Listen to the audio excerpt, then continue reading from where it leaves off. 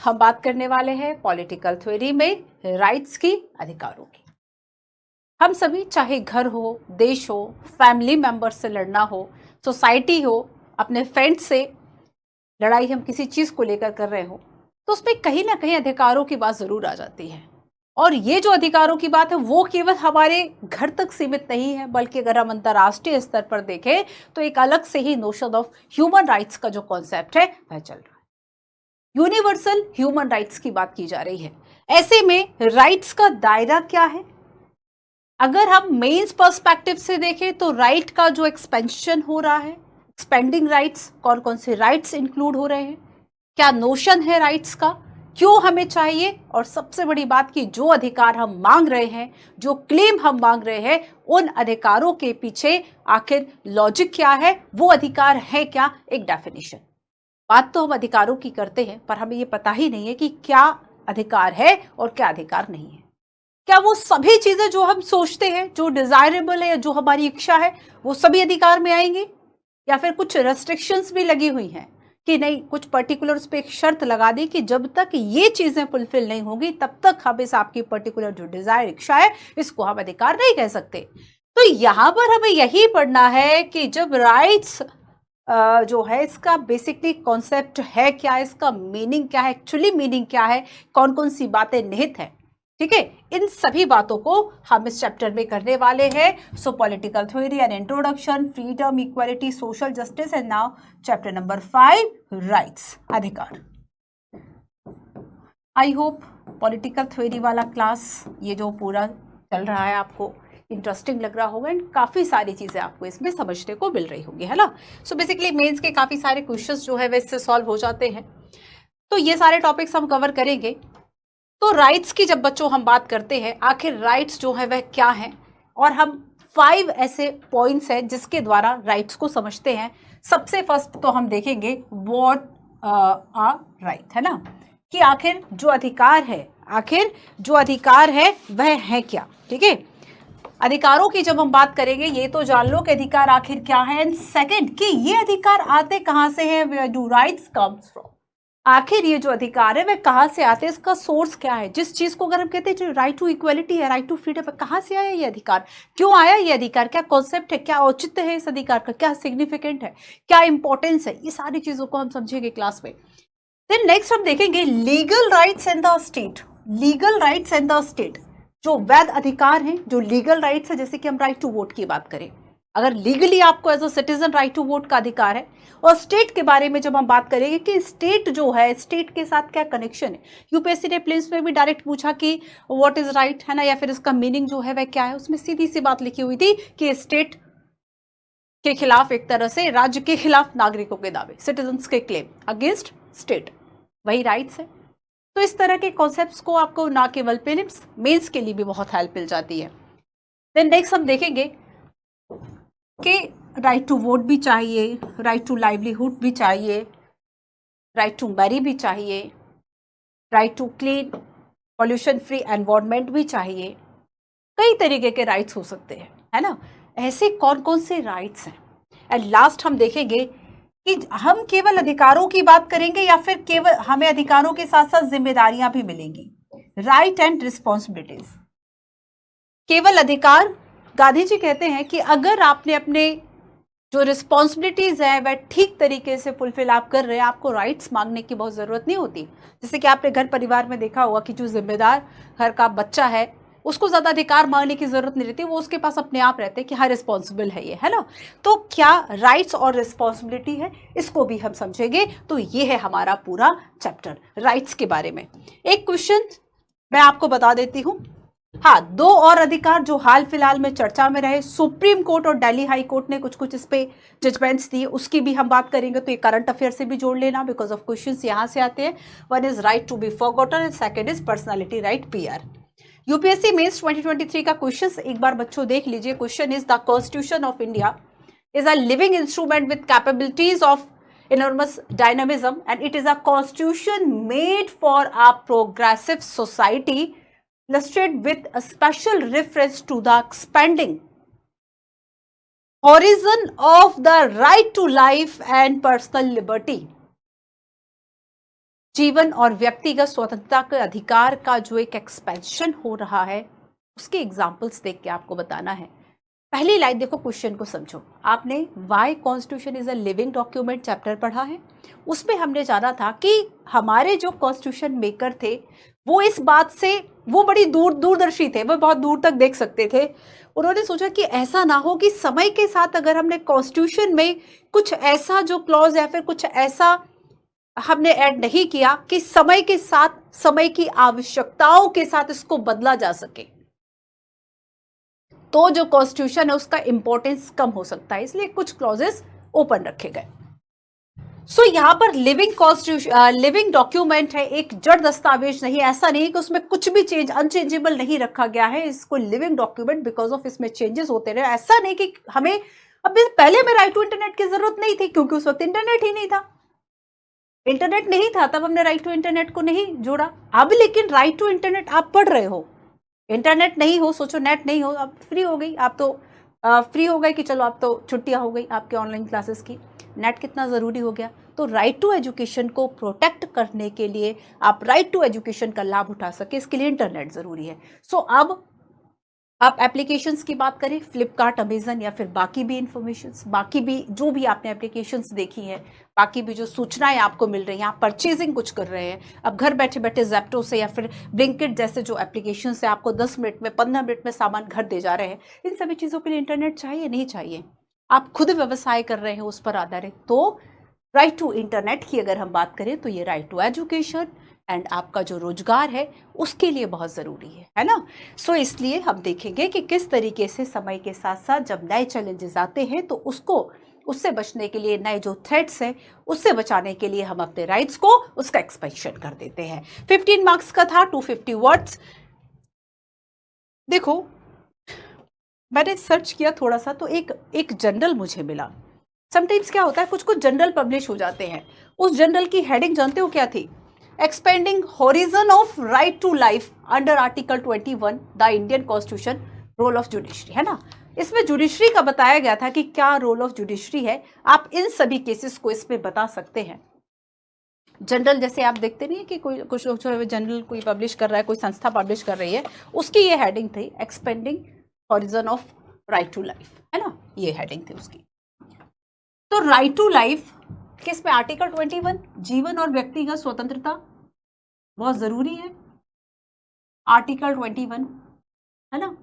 अब देखो आर्टिकल 21 में अगर हम देखें कि सुप्रीम कोर्ट या फिर जो जुडिशरी का रोल रहा, समय समय पर कुछ ऐसे केसेस आए कि इसमें विस्तार होता गया, इसमें कुछ कुछ चीजें जो है वह ऐड होती गई। For example number 1, personal liberty, है ना। पर्सनल लिबर्टी, अगर व्यक्तिगत स्वतंत्रता की बात करें तो जो स्टेट है वह आर्बिट्रेरी रूप से मनमाने तरीके से उसको नहीं छीन सकता। Maneka Gandhi case 1978। Second, right to marry, UPSC ने इसको पूछा भी था कि ये किस आर्टिकल में आएगा, तो राइट टू लाइफ, है ना, personal liberty. Right to marry, article 21, Ravi Kumar versus state एक केस था जहां से दिल्ली हाई कोर्ट में मामला शुरू हुआ, फिर वह सुप्रीम कोर्ट में पहुंचा और सुप्रीम कोर्ट ने कहा कि आर्टिकल 21 चूंकि आपको लाइफ को जीने के लिए जो भी चीजें जरूरी हैं, एक फैमिली अगर जरूरी है तो उसके लिए राइट टू मैरी होना चाहिए, और ये आपका आर्टिकल 21 में है। Then next is right to livelihood. ठीक है, सुप्रीम कोर्ट कहता है कि अगर जैसे मान लो किसी की आजीविका छीन ली जाए, जिससे वह अपनी डिग्निटी को बचाए हुए अपनी बेसिक नीड्स को पूरा कर रहा है, और अगर उसकी आजीविका ही छीन ली, उसका रोजगार छीन लिया, तब क्या है, उसका रोजगार छीन लेना उसको सुबेध बना देगा, उसको वनरेबल बना देगा, वो बाकी चीजों से नहीं लड़ पाएगा। तो राइट टू लाइवलीहुड जो है वह आपकी राइट टू लाइफ को प्रोटेक्ट करने के लिए बहुत जरूरी है। ओल्गा टेनिस बनाम आई थिंक बॉम्बे नगर पालिका केस जो एनसीईआरटी में दिया हो, उस केस को आप इसमें शामिल कर सकते हैं कि किस तरीके से सुप्रीम कोर्ट ने यह कहा कि जो फुटपाथ पर जो रेडी लगा रहे हैं उसको सरकार या फिर उसको जो पुलिस है वहां से हटा नहीं सकती, बिकॉज ऑफ अगर वो वहां पे रेडी नहीं लगाएगा, उसके पास और कहीं महानगर में जगह नहीं है, मेट्रो सिटीज में जगह नहीं है, और ऐसे में उसको वहां से हटा देना, ये उसकी लाइवलीहुड और उसके जीवन को प्रभावित करेगा। Right to privacy, right to privacy, गोपनीयता का अधिकार, पुट्टास्वामी वाद केसेस भी आप इससे जोड़ सकते हैं, गोपनीयता का अधिकार, राइट टू प्राइवेसी। इसका अपोजिट हो सकता है, एक तरफ हम कह रहे हैं राइट टू एक्सप्रेशन की बात कर रहे हैं हम, है ना, एक्सप्रेस आवरसेल्व्स। और अगर हम ये कहें कि आप खुद को एक्सप्रेस कर रहे हैं, एक्सप्रेस करने का एक तरीका हो सकता है, अब तो सोशल मीडिया, आपने एक सेल्फी खींची, आपने किसी कहीं जगह की फोटो खींची, आपने वहां से परमिशन नहीं ली, फोटो खींची और आपने पोस्ट कर दी सोशल मीडिया पर, तो यहाँ पर आप तो राइट टू एक्सप्रेशन में इसको शामिल कर रहे हैं कि आपने कोई पेंटिंग बना दी, चलो अच्छी बात है, अब तो पेंटिंग का उतना शायद क्रेज लोगों में रहा नहीं, लेकिन अब सोशल मीडिया पर फोटो और इमेजेस एडिट इन सबका बड़ा क्रेज है। तो राइट टू प्राइवेसी और राइट टू एक्सप्रेशन कैसे एक दूसरे के अपोजिट हो सकते हैं कि आपने किसी एक व्यक्ति की कोई ऐसी इंटीमेट फोटो वीडियो कुछ भी आपने क्या किया, उसको उसकी इजाजत के बिना आपने नेट पर डाल दिया, और ऐसे में उसकी जो राइट टू प्राइवेसी है वो खराब हो गई, वो वायलेट हो गई। तब ऐसे में आपका जो राइट टू एक्सप्रेशन है उसको रोका जा सकता है। तो इसको भी हम पढ़ेंगे कि आपके अधिकारों की सीमा कहां तक है, आपकी फ्रीडम की जो लिमिटेशन है वो वहां तक है जहां से दूसरे की लिमिटेशन शुरू हो गई। बिकॉज ऑफ राइट्स का मतलब है कि जो आप अपने लिए क्लेम कर रहे हैं वो आप दूसरे का भी रिस्पेक्ट करेंगे। अगर आप कह रहे हैं कि आपको राइट टू लाइफ है ना, आप डिग्निटी के साथ जिए, यही चीज आप दूसरे के लिए भी रखो। आप कहते हैं कि अगर क्लॉथ्स या फिर भाषा या आपकी जो भी चॉइसेस है, अगर आप कहते हो कि मेरी चॉइस में जो है वह इंटरफेयर कोई ना करे, तो इस चीज का भी सम्मान करो कि आप दूसरे की चॉइस में इंटरफेयर ना करें। सो यहां पर हम देखेंगे कि right to privacy, right to expression और भी कई इस तरह के फंडामेंटल राइट्स है जो एक दूसरे के विरोधी दिखते हैं और कभी कभी जो फ्रीडम है उसको रोकने का काम कर रहे हैं, बट वास्तव में वो आपकी फ्रीडम नहीं थी, वो आपका राइट नहीं था, क्योंकि वहां पर दूसरे का राइट था। पुट्टास्वामीवाद इससे जुड़ा हुआ है।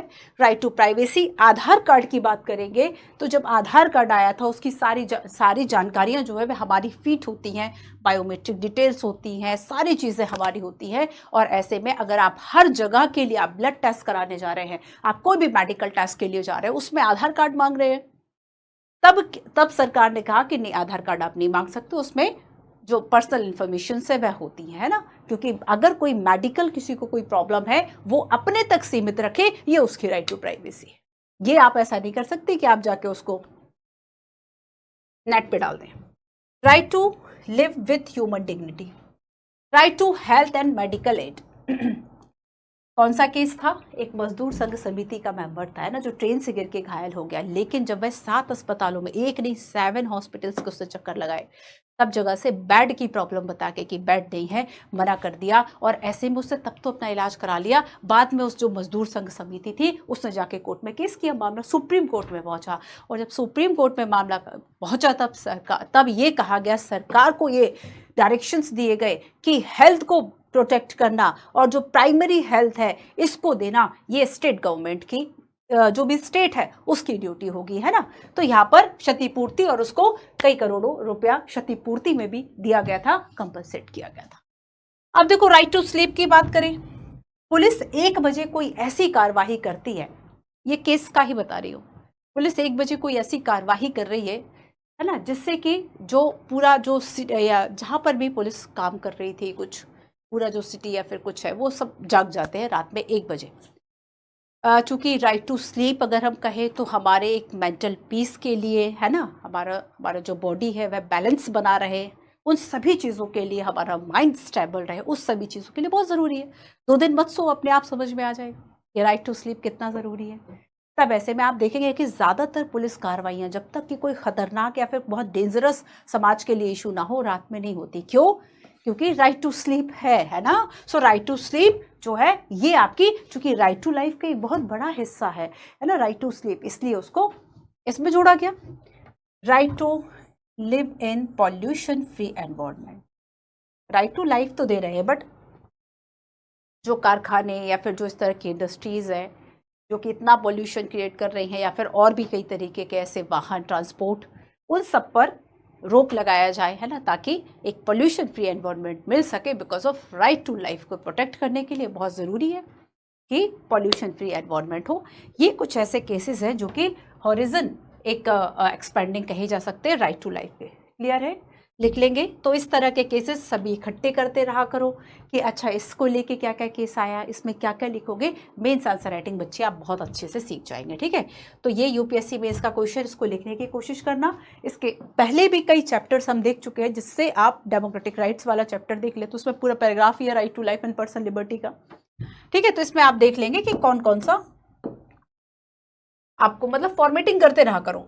सो बेसिकली हम देखते हैं कि देखो अगर हम लगभग शायद ही ऐसा कोई दिन होता होगा जब हम अधिकारों की बात नहीं करें कि नहीं मुझे नहीं करना, या फिर ये मेरा अधिकार है, फिर ऐसे मतलब बहुत सी चीजें हो सकती है, बहुत से काम ऐसे हो सकते हैं। तो यहाँ पर क्या है कि अगर हम देखें in everyday life we often talk about our rights, और ये जो राइट्स है, ये जो रोजमर्रा की हमारी जिंदगी के हमारे अधिकार, ये हमें किसने दिए हैं और आखिर ये है क्या। A member of democratic country, अच्छा ये देखो, अगर कोई कंट्री ये कह रहा है कि वह लोकतंत्र है, लोकतंत्र मतलब जनता का शासन, और अगर आप ये कह रहे हो कि डेमोक्रेसी है, डेमोक्रेटिक है, जनता का शासन है, और ऐसे में जनता को ही अधिकार नहीं दोगे, और अगर जनता को ही अधिकार नहीं दोगे तो डेमोक्रेसी क्या सरवाइव कर पाएगी। तो डेमोक्रेसी, जो भी डेमोक्रेसीज हैं, जो भी डेमोक्रेटिक कंट्री अपना सेटअप कर रहे हैं, उसकी शुरुआत ही होती है पॉलिटिकल और सिविल राइट्स के लिए। क्योंकि पॉलिटिकल राइट्स जरूरी है फॉर पार्टिसिपेशन, और उस पार्टिसिपेशन के लिए जरूरी है कि आप कम से कम सेंस में तो हो, तब जाके पार्टिसिपेट करोगे। राइट टू वोट, एक भूखा आदमी और एक डिसएडवांटेज जो पीपल है वह जाके राइट टू वोट नहीं मांगेगा। क्यों? क्योंकि अभी उसको अपनी बेसिक मिनिमम नीड्स जो है वह पूरी करनी है। सो एक डेमोक्रेसी की शुरुआत ही होती है किससे? पॉलिटिकल राइट से और सिविल राइट से। चूंकि सिविल राइट्स बहुत जरूरी है, राइट टू फूड जरूरी है राइट टू वोट के लिए। Clear? So the right to form political party, the right to contest elections and so on, है ना, राइट टू वोट। तो चाहे वोट की बात हो, पॉलिटिकल पार्टीज को फॉर्म करने की बात हो, या कंटेस्ट इलेक्शंस की बात हो, तो ये सारे हमारे क्या आएंगे? Political rights. पॉलिटिकल राइट्स या राजनीतिक अधिकार वे अधिकार कहे जाते हैं जो एक सिटीजन की जो भागीदारी है वह किसमें करते हैं? लॉ मेकिंग में, पॉलिसीज मेकिंग में, है ना। तो एक तरह से एक पार्टिसिपेशन जो है वह गवर्नमेंट में एक सिटीजन का है। तो पार्टिसिपेशन के लिए जो अधिकार, जैसे वोट पार्टिसिपेट ही तो कि सरकार बन रही है, हमारे पसंद की बनेगी, जनता के द्वारा शासन, है ना। तो यहाँ पर डेमोक्रेसी का तो फिर सेंस ही खत्म हो जाएगा, डेमोक्रेसी का तो सस्टेन ही नहीं कर पाएगी। अगर डेमोक्रेसी है तो डेमोक्रेसी में सिटीजन्स को राइट दिए जाएंगे। डेमोक्रेसी ही एक ऐसा फॉर्म है जिसमें जो सिटीजन्स की डिग्निटी है वो बनी रहती है। सो यहाँ पर हम देखेंगे कि रिसेंटली जो है वह बहुत सारी ऐसे नई नई मांगे जो है वह उठती रहती है। For example right to information, RTI, right to information. अगर गवर्नमेंट जो है वह ट्रांसपेरेंट तरीके से काम नहीं कर रही है, लोग पूछ सकते हैं भाई कि इसकी इंफॉर्मेशन क्या है, ये स्कीम लागू की, 1000 करोड़ रुपया जो है इस स्कीम को लेकर आया, कहाँ गया ये पैसा। तो यहाँ पर राइट टू इंफॉर्मेशन की अगर हम बात करें, एक तरफ राइट टू इंफॉर्मेशन, एक तरफ right to privacy. Right to privacy, right to information, इन दोनों को कैसे बैलेंस करोगे? बस इसी तरह से मेंस के क्वेश्चंस आते हैं। ठीक है, तो अगर कोई व्यक्ति, अब देखो इस चीज को, इन दोनों के बीच में बैलेंस देखो, right to information and right to privacy. आप इंफॉर्मेशन लीजिए, गवर्नमेंट के काम की इंफॉर्मेशन लीजिए, लेकिन कुछ ऐसी इंफॉर्मेशन हो सकती है जो कि हमारे नेशन सिक्योरिटी के लिए बड़ा इशू क्रिएट कर सकती है अगर वो आपको दे दी जाए। आप बताएं कि क्या सुरक्षा एजेंसियों की कहाँ कहाँ कार्यालय है, क्या क्या क्या उनके पास मशीनरी है, क्या क्या उनके पास हथियार है, कहाँ कहाँ से वो मुझे कितने दरवाजे हैं इसमें। तो ये सारी चीज़ें मान लीजिए फॉर एग्जाम्पल कि आप अगर इस तरह की चीज़ें पूछे तो क्या ये राइट टू इन्फॉर्मेशन में आएगा, या फिर गवर्नमेंट जो है वह नेशन सिक्योरिटी को जो है वह प्रेफरेंस देगी? डेफिनेटली नेशन सिक्योरिटी को, है ना। Right to clean air, right to safe drinking water. So basically हम देखेंगे कि जो ये राइट्स है वह केवल पॉलिटिकल नहीं होते, बल्कि सोसाइटी से भी हम इस तरह के क्लेम करते हैं। सो ये सोशल भी है एंड पॉलिटिकल भी है। कल्चरल की भी हम बात करेंगे कि कल्चरल राइट्स भी होते हैं, और टुडेज अगर हम लिबरल डेमोक्रेसीज की बात करें तो वो इसको कंसर्न्स दिखाती है। ठीक है, सो बेसिकली हम यही देखेंगे। इवन अगर हम अनबॉर्न फ्यूटर्स की बात करें, ठीक है, चाइल्डलेस बच्चों के अधिकार की बात करें, कि अब देखो जैसे पहले जो टीचर्स है वह बच्चों को मार देते थे, तब वो चीज गलत नहीं मानी जाती थी, लेकिन आज आप करके देखो ऐसा। ऑनलाइन में तो खैर ये सुविधा ही नहीं है, लेकिन अगर ऑफलाइन में भी अगर ऐसा हो जाए कि कोई जो टीचर है वह बच्चे पे हाथ उठा दे या उसको बुरी तरीके से पीट दे, तब ऐसे में क्या होगा? उसके खिलाफ अब केस हो जाएगा, पुलिस केस हो जाएगा, है ना। तो अब यहाँ पर क्या है कि बच्चों के भी अब अधिकार है। इवन अभी आप देखेंगे एक गाइडलाइन आई थी जिसमें ये कहा था कि अगर आप अपने जो छोटे बच्चों की बहुत सारे जो फोटोज़ हैं हम सोशल मीडिया पे डालते हैं, अपने साथ डालते हैं, हमने उनकी परमिशन नहीं लिया, अब उनको उतना सेंस ही नहीं है कि वो हमसे बोल सके कि हाँ भाई परमिशन। वो बात और है कि आजकल छोटे छोटे बच्चे भी काफ़ी रील्स बनाने लगे, बट अगर हम उनकी परमिशन के बिना डालते, जब वो बड़े हो रहे हैं, हमने उनकी कौन सी फोटोज जो है वह डाली थी उनके अकाउंट्स में, ये उनका इफेक्ट कर सकता है फ्यूचर में, बाकी सारी चीजें। तो यहाँ पर भी इवन इस लेवल तक उनके अधिकारों की बात हो रही है, ठीक है। सो बस हमें यही एक्सप्लोर करना है कि what do we mean when we speak of rights, what is the basis of which right are claim, कौन से अधिकार क्लेम। आपका राइट टू स्मोक दे दो, क्यों दे दो राइट टू स्मोक? वो राइट्स दिए जाएंगे जिससे आपका पर्सनालिटी डेवलपमेंट के लिए जरूरी है, आपके स्किल और टैलेंट के डेवलपमेंट के लिए जरूरी है, वो राइट्स दिए जाएंगे। अगर देखो राइट टू स्मोक या राइट टू ड्रग इंजेक्ट की अगर आप बात करें, तो राइट टू ड्रग की अब खुलेआम जो सरकार है वह इस चीज को लागू कर दे कि ठीक है सभी जो है वह ड्रिंक कर सकते हैं, उस पर किसी भी चीज का कोई पाबंदी ना बनाए, इसको कहीं से कहीं तक अपराध ना समझे, तब क्या होगा कि ये जो राइट टू ड्रिंक है वो केवल आपकी हेल्थ को प्रभावित नहीं करेगा। आप ज्यादातर बच्चों गांव में देख लीजिए, रिपोर्ट्स पढ़ लीजिए, जितने भी, चाहे हम स्पेशली अगर हम डोमेस्टिक वायलेंस की बात करें, घरेलू हिंसा की बात करें, किन के घरों में ज्यादा होगी, मैं केस नंबर ऑफ, मैं परसेंटेज की बात करूँ ना, वरना आप कहेंगे नहीं मैम ऐसा नहीं है, जो एजुकेटेड लोग हैं या फिर जो नहीं ड्रिंक करते वो भी करते हैं, वो अलग मुद्दा है।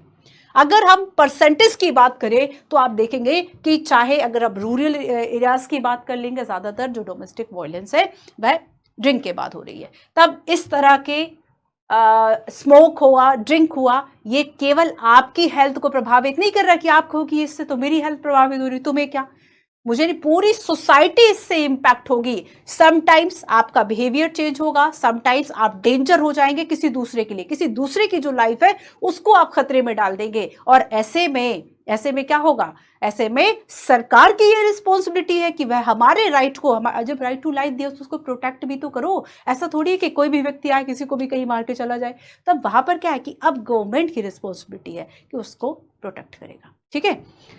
सो कुछ और, ये तो मैंने एक आपको बता दिया कि आखिर क्या ऐसे बेस हो, क्या ऐसे राइट्स हो जो आप क्लेम कर सकते हो, and what purpose do right serve and why are they so important, इसको भी हम पढ़ेंगे, ठीक है। तो ये 2-3 चीजें आया समझ में, तो सारी भूमिका जो है बच्चों वह बन गई। चलिए, तो ये थोड़ा सा करंट अफेयर में चर्चा में रहा, पहले इसकी चर्चा करते हैं फिर शुरू करते हैं what is right. Right to be forgotten, ठीक है, right to be forgotten. Right to be forgotten का मतलब क्या है? भूलने का अधिकार या भुला दिए जाने का अधिकार। भुला दिए जाने का अधिकार। आज आप देखेंगे कि किसी, जैसे कि मीडिया जो करती है, अभी किसी के खिलाफ केस नहीं हुआ था कि उसको अपराधी घोषित करके यूट्यूब, इंस्टा, जो भी सोशल मीडिया हो सकता है, गूगल, बाकी सर्च इंजन, सब पे रिपोर्ट्स आ गई, सब पे वीडियोस आई, कंटेंट चाहिए सबको, सबको कंटेंट चाहिए। विद इन 5 मिनट्स आप देखो क्या तमाशा बनेगा। तब इस तमाशे को रोकने के लिए कि अगर वो जो इंफॉर्मेशन है वह किसी पर्सन से रिलेटेड है और वो रेलेवेंट नहीं है अब समय के साथ, है ना, जैसे कि मान लीजिए किसी, कई आपने इस तरह के केसेस सुने होंगे कि कोई व्यक्ति जो है उसे दोषी नहीं बनाया गया, ठीक है, उसको क्लीन चिट जो है वह गवर्नमेंट, सरकार ने, न्यायपालिका ने दे दी, जुडिशरी ने दे दी, कोर्ट ने दे दी। तब ऐसे में वह एक रिट लगाता है और ये कहता है कि जो भी सर्च इंजन, जो भी सोशल मीडिया और बाकी सब पर इस तरह के वीडियोस हैं, उन सभी को हटाया जाए। ये है राइट टू बी फॉरगॉटन, भुला दिए जाने का अधिकार, है ना। भुला दिए, आपके बारे में कोई मिस इन्फॉर्मेशन जो है अगर वह सोशल मीडिया पर है, वहां से उसको हटवाया जाए, और इसके लिए आप याचिका दायर कर सकते हैं। सो ये right to be forgotten. So the right to be forgotten is the right to have private information about a person and be removed from internet search and other directories under some circumstances, है ना, कुछ परिस्थितियों में। अब देखो, इसको मैं कुछ और इंफॉर्मेशन इससे जुड़ी हुई आपको बता देती हूँ कि अगर मान लीजिए केवल राइट टू बी फॉरगॉटन पर भी क्वेश्चन आ जाए, देखो एक तो ओवरऑल क्वेश्चन आएगा जिसकी संभावना ज्यादा है, और अगर किसी ये कहे कि किसी पर्टिकुलर अगर अधिकार को लेकर आता है तो उसकी संभावना थोड़ी सी कम होती है। सो राइट टू बी फॉरगॉटन की अगर हम बात करें, याद रखना कि इसका जो ओरिजिन है वह फ्रेंच, है ना, फ्रेंच न्यायशास्त्र से माना जाता है।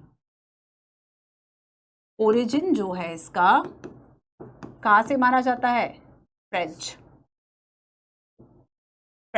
न्यायशास्त्र, ठीक है।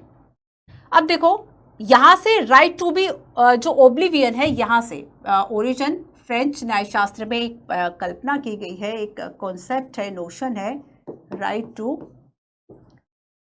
ओब्लिवियन। ठीक है, राइट टू ओब्लिवियन, यहाँ से जो है वह राइट टू फॉरगॉटन आया, RBF, राइट टू RTBF। ठीक है, RTBF। अब देखो यूएन के द्वारा भी, और अभी रिसेंटली क्या हुआ पहले इसको समझ लेते हैं कि हम देखेंगे कि राइट टू बी फॉरगॉटन के लिए रिसेंटली जो है एक कपल ने याचिका दायर की थी, और ऐसे में जो हमारे देश का सुप्रीम कोर्ट है, जो कि अपेक्स कोर्ट है ना, अपेक्स कोर्ट है, सुप्रीम कोर्ट ने डिसीजन दिया, supreme court direct it registry to remove detail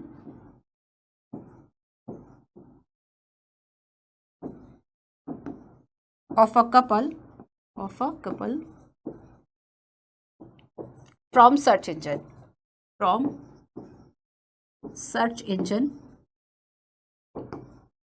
and internet and बाकी जगह से। ठीक है, तो यहाँ पर सुप्रीम कोर्ट के द्वारा ये जो डायरेक्शन है वह दिया गया, ठीक है। सो देखो, अगर हम 1995 की बात करेंगे तो जो यूरोपीय यूनियन है उसके द्वारा भी इसको रिकॉग्नाइज किया गया था। और अगर हम इंडिया की बात करें तो इंडिया में specially there is no law, है ना। स्पेशली अगर हम कहें कि राइट टू बी फॉरगॉटन के लिए कोई स्पेशली जो लॉ है वह नहीं है। हाँ, एक इंपॉर्टेंट जो आपको याद रखना है कि इसे आर्टिकल 21 सुप्रीम कोर्ट का एक लैंडमार्क जजमेंट आया था, और वो केस था पुट्टस्वामीवाद, KS पुट्टस्वामी केस। और इसमें यह माना गया था कि आर्टिकल 21 के अंतर्गत राइट टू बी फॉरगॉटन, भुला दिए जाने का जो अधिकार है वह शामिल है, और इसे राइट टू प्राइवेसी का हिस्सा माना। राइट टू प्राइवेसी आया समझ में कि अब यहां से अगर मेंस का क्वेश्चन आएगा ना तो आपके पास सफिशिएंट सेंटेंस है जिससे कि आप अच्छे से आंसर लिख पाओगे। चलो एक और देखते हैं, व्यक्तित्व अधिकार, पर्सनालिटी राइट्स।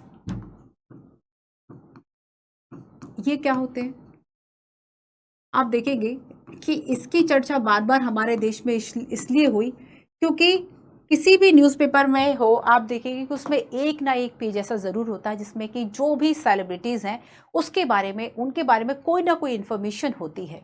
कोई भी इन्फॉर्मेशन है, चाहे वह सही हो या गलत हो, उनके बारे में इन्फॉर्मेशन होती है। तो सभी को जो है अपनी पर्सनालिटी को प्रोटेक्ट करने का अधिकार है, जिसे कि व्यक्तिगत अधिकार कहा जाता है, पर्सनालिटी राइट्स।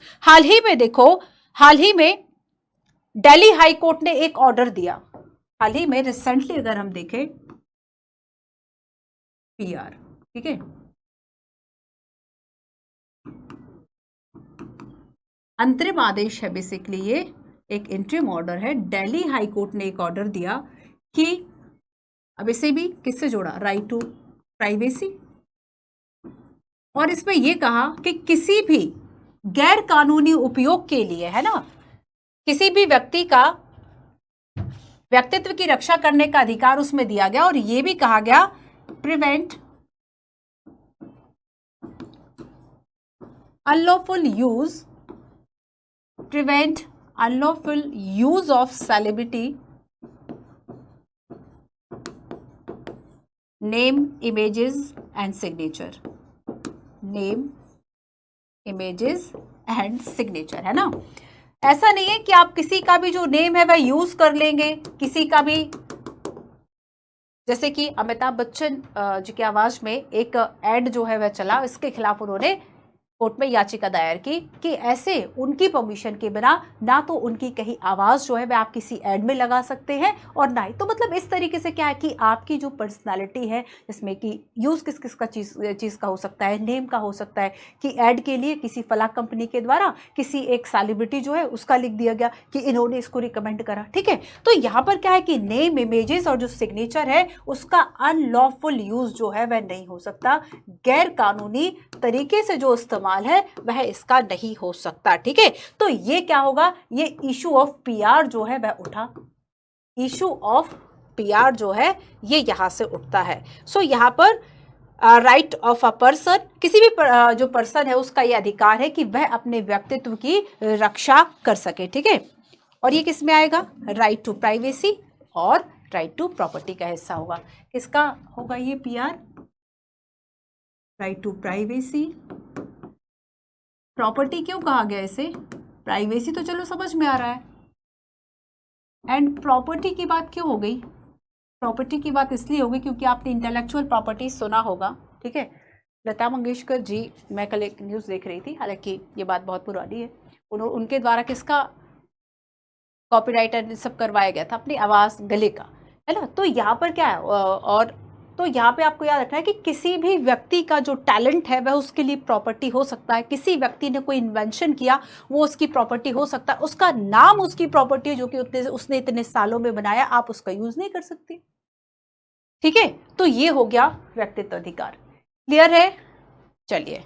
सो यहाँ पर हमने नोशन ऑफ, अब हम आते हैं व्हाट इज राइट, लेकिन उसके पहले दो क्वेश्चंस ये बाद में कर लेंगे, छोड़ो। व्हाट आर राइट्स की बात करते हैं कि जो राइट्स है आखिर वह क्या है। ठीक है, राइट्स जो है वह आखिर है क्या, सबसे पहले हम इसकी चर्चा करते हैं। तो सबसे पहली बात तो ये है कि अधिकार आखिर है क्या। तो अधिकार ऐसे दावे, मूल रूप से ऐसा दावा जिसका कि औचित्य हो। ठीक है, so a right is essentially an entitlement of a justify claim, justify claim, औचित्यपूर्ण दावा।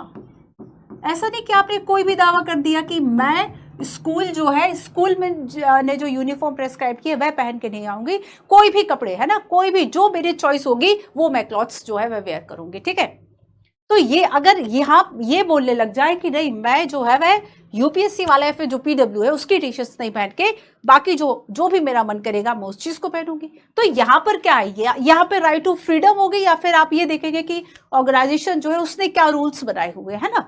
तो यहाँ पर क्या है कि आप ऐसे दावे ही करो जिसका जो कि कैसे हो, जस्टिफाई हो, जस्टिफेबल हो। अगर आप ये सोचोगे कि नहीं आप अनजस्टिफाइड दावे, ऐसा जो भी आपका मन है कि नहीं मैं स्कूल जा रहा हूँ, स्कूल जा रही हूँ, अगर बच्चे ये सोचे कि जब मन करेगा तब घर आएंगे, ये मेरा अधिकार है, ये उनका अधिकार नहीं हो सकता, है ना, ये उनका अधिकार नहीं हो सकता। तो यहां पर जो भी क्लेम आप कर रहे हैं अगर वो जस्टिफाई क्लेम है उन्हें ही दावों के रूप में आगे मान्यता दी जा सकती है। So if denotes what we are entitled to our citizen as individual as an human being, it is sometime that we consider to be due to us. हमें ये लगता है कि ये अधिकार बहुत जरूरी है, हमें हमारा प्राप्त जो हम पाने के अधिकारी है उसको प्राप्त करने के लिए कुछ अधिकार बहुत जरूरी है। As a citizen, as a human being हमें ये राइट्स बहुत जरूरी है। ठीक है, सो देखो समटाइम्स हम देखेंगे society must recognise as being an legitimate claim. ठीक है, कि क्लेम जो है वह ऐसा हो जो सोसाइटी माने और साथ ही लॉ जो है वह वैध क्लेम हो आपका, है ना, वैध दावा हो। ऐसा नहीं कि आप कोई गलत आप कहें कि नहीं मुझे राइट टू फ्रीडम है एंड आप मतलब कोई नेगेटिव कुछ भी सोच लीजिए जो आपके दिमाग में आए कि आपको ये करने का अधिकार है। ठीक है, तो अगर वो दावा जो है वह लेजिटिमेट नहीं है, लेजिटिमेट क्लेम नहीं है, सोसाइटी ने उसको रिकॉग्नाइज नहीं किया है, तब वह राइट नहीं होगा, तब वह राइट नहीं होगा। ठीक है, सो यहां पर देखो नेक्स्ट एक क्वेश्चन आता है कि जो भी हम सोचे कि हमारे लिए आवश्यक है, हमारे लिए नेसेसरी, जो भी डिजायरेबल है, जो भी मेरी इच्छा है वो मेरा अधिकार हो, ऐसा नहीं होता, ऐसा नहीं होगा। क्यों? नेसेसरी और डिजायर के आधार पर ये राइट आपको दे दिया जाए, ऐसा नहीं होगा। If I may want to wear the clothes of my choice to school rather than a prescribed uniform, या फिर I may want to stay out late at night but this does not mean that I have a right to rest in any way I like at school or return home when I choose to do so. तो ये जो है वह आपका अधिकार नहीं होगा। सो यहां पर एक अंतर है, आपका चाहना और आपकी इच्छा अलग बात है, ठीक है। सो यहां पर क्या है, there is a distinction between what I want and think I am entitle to and what can be designated as a right. So इसमें अगर हम बात करें कि डिस्टिंक्शन है, अंतर है, किस किस के बीच में अंतर है, अंतर इसके बीच में है कि हम क्या चाहते हैं और क्या वो अधिकार है। केवल चाहने से अधिकार थोड़ी मिल जाएगा, तो क्या हम चाहते हैं और क्या ये राइट्स जो है वह है नहीं है, ठीक है। तो ये हो गया व्हाट आर राइट का फर्स्ट इंट्रो। चलिए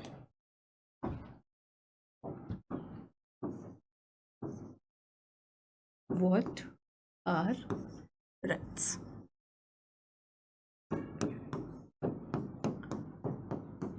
अब यहां पर सारे कॉन्सेप्ट्स को एक साथ ही समझ लेते हैं हम, ठीक है। तो देखो, सबसे पहले तो राइट होने के लिए बहुत जरूरी है कि आपने जो दावा किया है, जो क्लेम किया है, ये दावा किससे किया है? हो सकता है आप सोसाइटी से करो, आप फैमिली मेंबर्स से करो,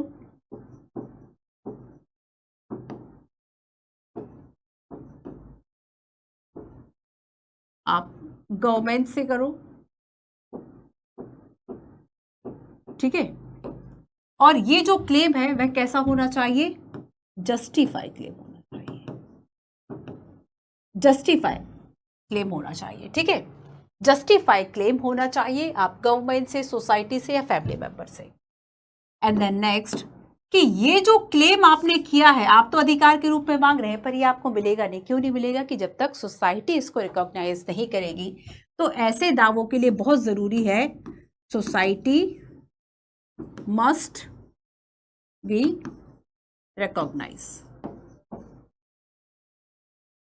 और सोसाइटी भी उस चीज को मान लेती। मान लीजिए, अच्छा, कुछ ऐसे राइट्स जैसे कि मान लीजिए सुप्रीम कोर्ट कहता है कि अब पहले ऐसे कोई अधिकार नहीं थे, बट हाँ अब के कुछ केसेस में सुप्रीम कोर्ट ने माना कि जो लिव इन रिलेशनशिप है, मतलब विदाउट मैरिज साथ में रहना, वो इलीगल नहीं है। अगर सुप्रीम कोर्ट या फिर आर्टिकल 377 का हटाया जाता, तो इस तरह के जो आर्टिकल्स है, इस तरह के जो केसेस है, उसको मान लीजिए कोर्ट ने मान लिया, कोर्ट ने मान लिया, लेकिन क्या सोसाइटी उस चीज को मानती, उसे रिकॉग्नाइज करती है?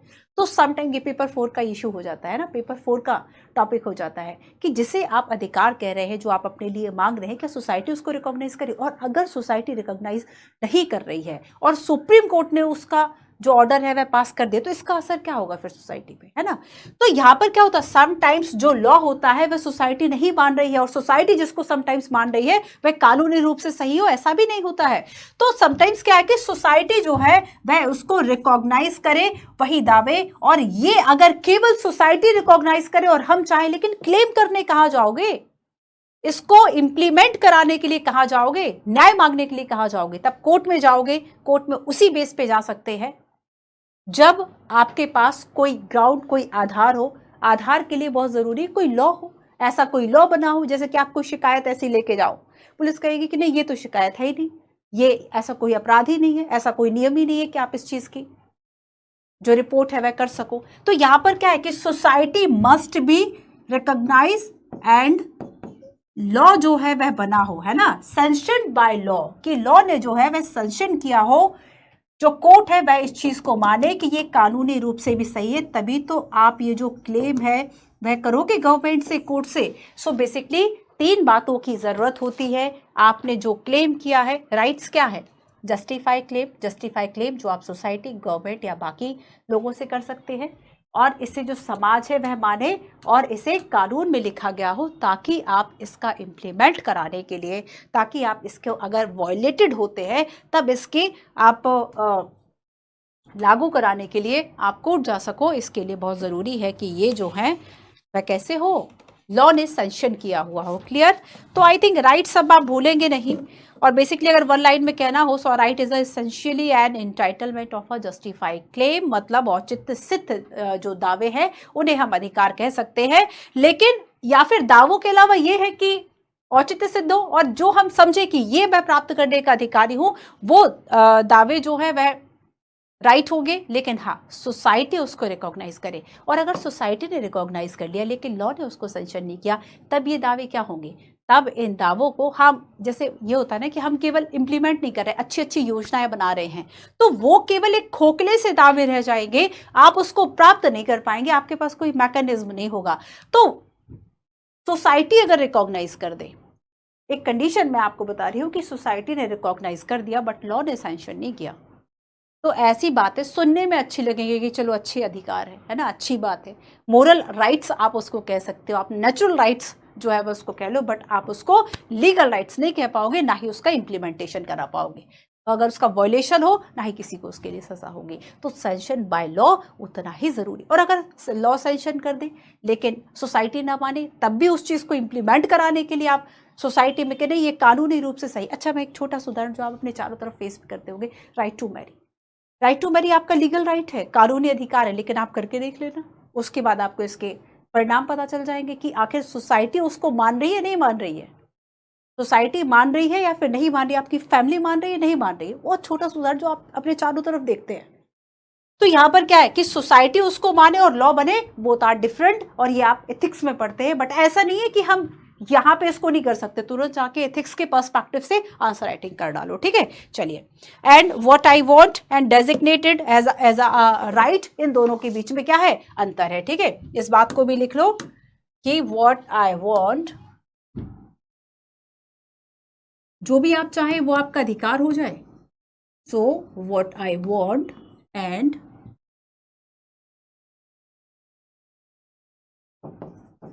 designated as a right,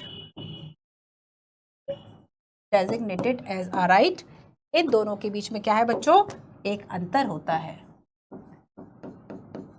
एक डिस्टिंक्शन, एक अंतर होता है। आप जो चाहे वो आपको अधिकार स्वरूप मिल जाए, ऐसा बिल्कुल भी जरूरी नहीं है। ये दूसरी बात हो गई। अब इसके अलावा देखो कि आप उन्हीं राइट्स को क्लेम कर सकते हैं जो कि आपकी right to life and dignity के लिए जरूरत हो। इसमें तीसरी बात क्या है कि आप जो क्लेम कर रहे हैं, आप जो ये दावे कर रहे हैं, claim right to life and personal dignity, human dignity, ठीक है। तो यहां पर क्या है कि आपके जीवन के लिए जरूरी हो, आपकी गरिमा के लिए जरूरी हो, और इसलिए देखो राइट टू, आपको डिग्निटी के साथ जीने के लिए बहुत जरूरी है ना कि आपको लाइवलीहुड मिले। ये बताओ जरूरी है नहीं है कि आपको आजीविका का अधिकार मिले। और इसीलिए तो सुप्रीम कोर्ट के द्वारा ओल्गा टेलिस बनाम जो बंबई नगर निगम है उस मामले में राइट टू लाइवलीहुड जो है इसको शामिल किया। Because of right to livelihood बहुत जरूरी है आपकी इकोनॉमिक इंडिपेंडेंस के लिए, और ये बहुत जरूरी है कि आपके आपकी मिनिमम जो बेसिक नीड्स है उसको फुलफिल कर पाए, ठीक है। अब देखो इसके अलावा है, ये इतना हो गया। नेक्स्ट समझते हैं इसी का आगे का कॉन्सेप्ट है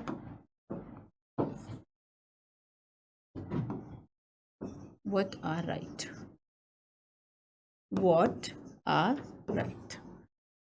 ठीक है। उसी के आगे का कॉन्सेप्ट हम समझते हैं। तो अभी हमने राइट की बात कर ली, ऐसे क्लेम है और किस किस चीज में अंतर होता है ये भी हमने समझ लिया। अब हम देखेंगे राइट टू एक्सप्रेस,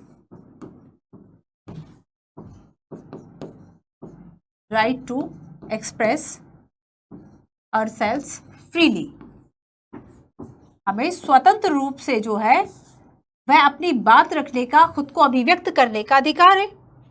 और अगर देखो हम खुद को एक्सप्रेस करना इसलिए भी जरूरी है ताकि हमें जो अपॉर्चुनिटी है वो मिल सके, जो अवसर है वह समान मिल सके। So important for what, so important for opportunity and to be creative,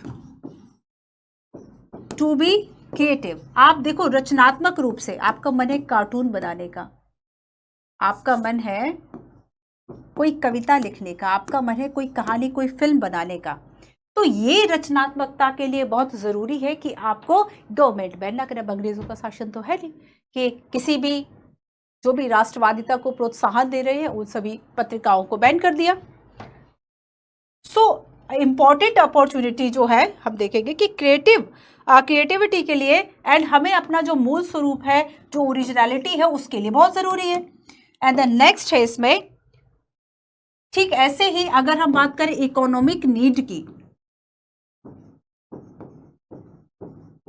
हमारी बेहतरी के लिए, राइट टू लाइफ के लिए जो भी जरूरी है, जैसे कि राइट टू लाइवलीहुड पहला हो गया, right to express ourselves freely दूसरा हो गया, and economic freedom. Economic freedom इसलिए ज़रूरी है ताकि हम अपनी जो बेसिक नीड्स हैं इसको फुलफिल कर सके, बेसिक नीड्स को फुलफिल कर सके।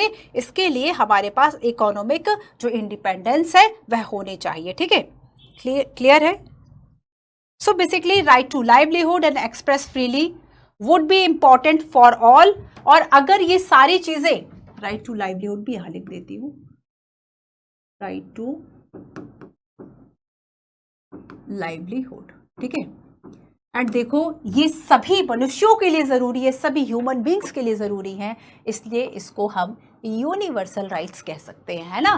क्योंकि ये सब जो है वह सभी के लिए जरूरी है, because of right to a livelihood and express ourselves, ये सब जो है वह किसके लिए, would be important for all, would B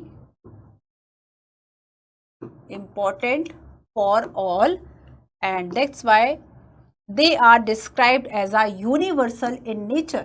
सभी के लिए जरूरी है ना, तो अपने नेचर में कैसे होगा, यूनिवर्सल है ये, है ना, सभी के लिए जरूरी है, यूनिवर्सल इन नेचर। तो एक ग्राउंड तो हमने देखा कि हमें ये सारी चीजें क्यों चाहिए थी, राइट टू लाइफ को प्रोटेक्ट करने के लिए। ठीक है, राइट टू लाइफ के लिए हमें ये सारी चीजें चाहिए थी। यहां पे मैं हेडिंग चेंज कर रही हूं,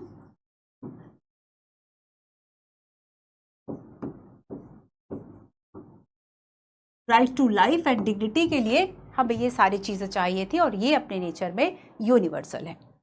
एंड नेक्स्ट हम देखेंगे another ground on which rights have been claim is that they are necessary for our wellbeing, they are necessary. Second ground क्या है, अगर आप कोई क्लेम मांग रहे हैं, सो इसका अनदर ग्राउंड क्या है, एक तो ये हो गया राइट टू लाइफ के लिए जरूरी है, अनदर ग्राउंड क्या हो गया, अनदर ग्राउंड इज कि नेसेसरी फॉर आवर वेलबींग, हमारी बेहतरी के लिए आवश्यक हो, एक जीवन के लिए आवश्यक थे, उस आधार पर दावे मांग रहे थे, उस आधार पर हमें अधिकार मिले थे। और दूसरा दावा यहाँ पे क्या कहता है कि हमारी बेहतरी के लिए जो आवश्यक हो, हमारे develop talent and skills, talent and skills, है ना, हम मतलब प्रोग्रेसिव हो पाए, इसके लिए बहुत जरूरी है develop their talent and skills. For example इसमें क्या हुआ, right to education, right to education, शिक्षा का अधिकार बहुत जरूरी है, शिक्षा का अधिकार, तभी तो हम अपना जो टैलेंट है, जो स्किल है, वह बढ़ा पाएंगे। और इसके लिए ये हमें मिला क्यों, बिकॉज ऑफ ये नेसेसरी था सभी के विकास के लिए। ठीक है, बट देखो, but if an activity is injurious to our health and wellbeing, अब इसमें एक प्रश्न आता है कि क्या, इफ एक क्वेश्चन आया, if an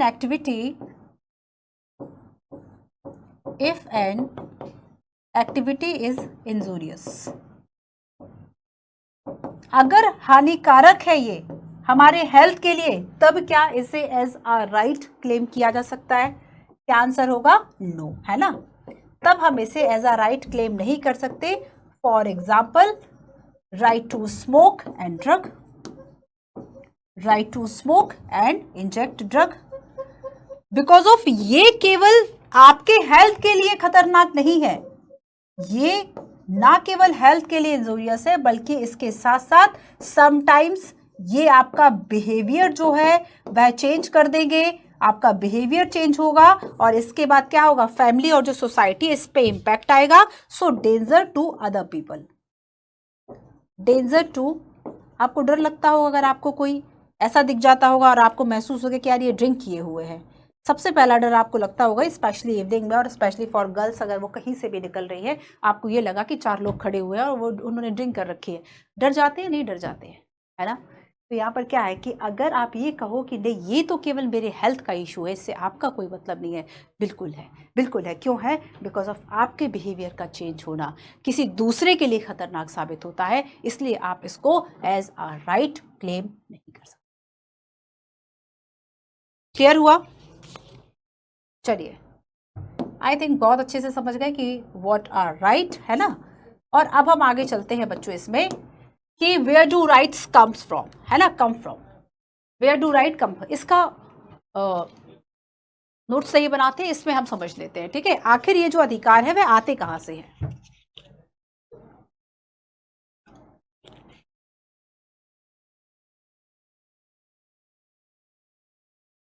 आखिर ये जो अधिकार है वह आते कहां से, इस पर हम बात करेंगे। देखो, अगर हम शुरुआत करें कि जो पहले पॉलिटिकल थिंकर्स थे, थ्योरिस्ट थे, उनका ये मानना था कब, 17 और 18 सेंचुरी में, आज नहीं, 17th एंड अगर हम 18th सेंचुरी में बात करें बच्चों, तो उस वक्त जो पॉलिटिकल थ्योरिस्ट थे उनका ये मानना था कि ये जो अधिकार हमें दिए गए हैं वे ईश्वर ने दिए गए हैं। तो ये क्या मान रहे हैं कि ईश्वर प्रदत्त है, और अगर ईश्वर प्रदत्त अधिकार है,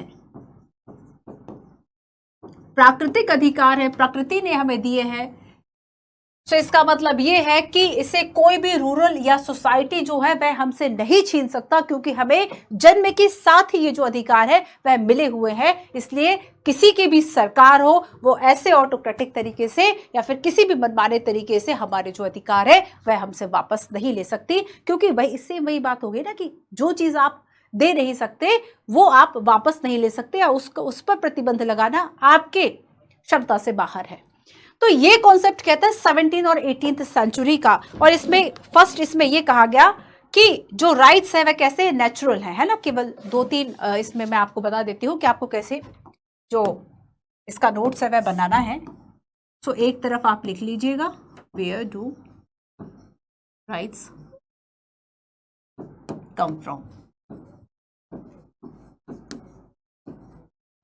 ठीक है। सो फ्लो चार्ट में डिवाइड कर लीजिएगा कुछ इस तरीके से, और एक तरफ लिख दीजिएगा कि अगर हम 17th-18th सेंचुरी की बात करें, अच्छा वो भी भूल जाओ, एक तरफ लिखना नेचुरल लॉ एंड सेकंड लिख लेना ह्यूमन राइट्स।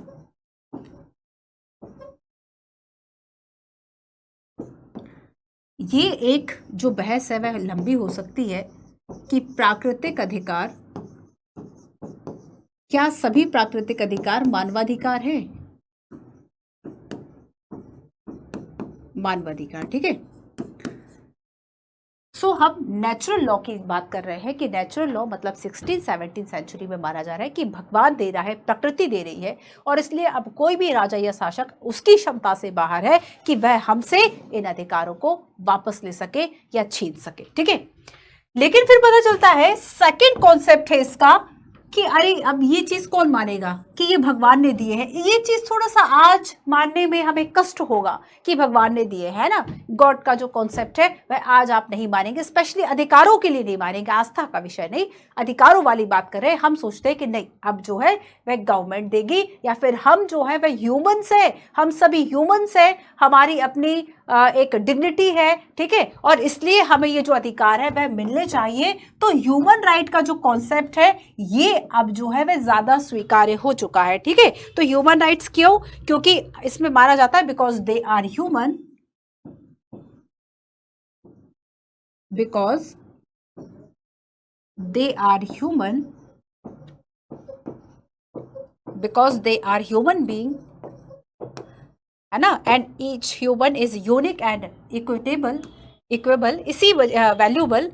तो यहाँ पर इसलिए ये माना जाता है कि सभी को इक्वल अपॉर्चुनिटीज मिलनी चाहिए, हमें अपने पोटेंशियल जो है उस तक पहुंचने के लिए सभी को अधिकार है अवसरों को पाने का, और बिकॉज ऑफ सभी जो है वह इक्वली वैल्यूएबल है, सभी की समान रूप से उतनी। आप ये नहीं कह सकते कि इस व्यक्ति का इंपॉर्टेंस ज्यादा है, इस व्यक्ति का इंपॉर्टेंस कम है। हाँ, आप ये देख सकते हैं कि हाँ कोई कोई अधिकारी है, पढ़ा लिखा है, तो उसका थोड़ा सा जो विशेषता है वह अलग हो गए, लेकिन चूंकि एक मानव है ना, चूंकि एक क्या है, एक मनुष्य है, बस ये इतना ही होना काफी है, जरूरत ही नहीं। यूपीएससी प्रीलिम्स में पूछता है कि मानवाधिकारों का कॉन्सेप्ट क्या कहता है। मानवाधिकारों का मतलब है आप एक ह्यूमन बीइंग है इसलिए आपको अधिकार मिलने चाहिए, या फिर सरकार आपको अधिकार दे, ये अधिकार नहीं होगा। अधिकार क्या है, आप एक ह्यूमन बीइंग है, मानव होने के नाते आपको जो अधिकार प्राप्त है, और पूरे विश्व में ऐसा है, मानव होने के नाते जो आपको अधिकार प्राप्त है वो सभी मानवाधिकार की श्रेणी में आएंगे। ठीक है, ह्यूमन राइट्स, ह्यूमन के जो राइट्स है, क्या इसके लिए, अगला प्रश्न, क्या इसके लिए आपको कोई शर्त, कोई कंडीशन फुलफिल करनी होती है? बिल्कुल नहीं। आप केवल एक ह्यूमन है, एक इंसान के रूप में आपका जन्म हुआ है, इसलिए आप ह्यूमन राइट्स के अधिकारी हैं। सो क्लियर है? सो सभी पर्सन्स को जो राइट्स है वह मिलने चाहिए। समझ में आया? तो प्राकृतिक अधिकार और मानवाधिकारों का कॉन्सेप्ट समझ में आ गया। ठीक है, चलिए, इसमें हमें यही समझना था। बट अगर हम नेचुरल लॉ की बात करें तो ये आज अनएक्सेप्टेबल है। नेचुरल लॉ पहले समझ में आता था 16-17 सेंचुरी में, बट आज ये अनएक्सेप्टेबल है, और हम ह्यूमन राइट्स की तरफ जो है वह ज्यादा जाते हैं। ठीक है, और इसके बाद देखो, ह्यूमन राइट्स के बाद एक और आपको यहाँ पर अवधारणा समझने में मिलेगी, द नोशन दैट मीन्स अवधारणा है ना, the notion of universal human right. Universal जो सभी जगह है, कोई इससे इनकार नहीं कर सकता है ना, सार्वभौमिक ह्यूमन राइट्स, जैसे कि सभी को स्वतंत्रता का अधिकार प्राप्त है, तो ये क्या होगा, ये यूनिवर्सल सी बात हो गई। तो यूनिवर्सल ह्यूमन राइट का जो कॉन्सेप्ट है, जो नोशन है, वह चैलेंज करता है उन लॉ को जो कि अगेंस्ट है ह्यूमन राइट के। So the notion of universal human right to challenge law which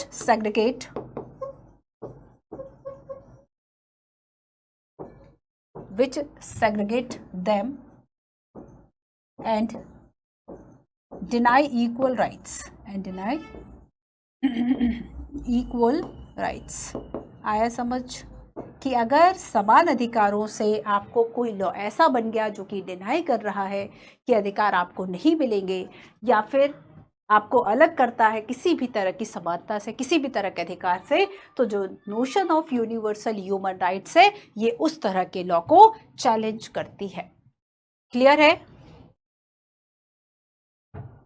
अच्छा, एक और, the list of human right. अब देखना, वही भाषा जो यूपीएससी 2 बार से पूछ चुका है। लिस्ट ऑफ ह्यूमन राइट्स जो है वह एक्सपेंडिंग हो रही है ईयर टू ईयर, और अगर ये एक्सपेंडिंग हो रही है, क्यों एक्सपेंडिंग हो रही है?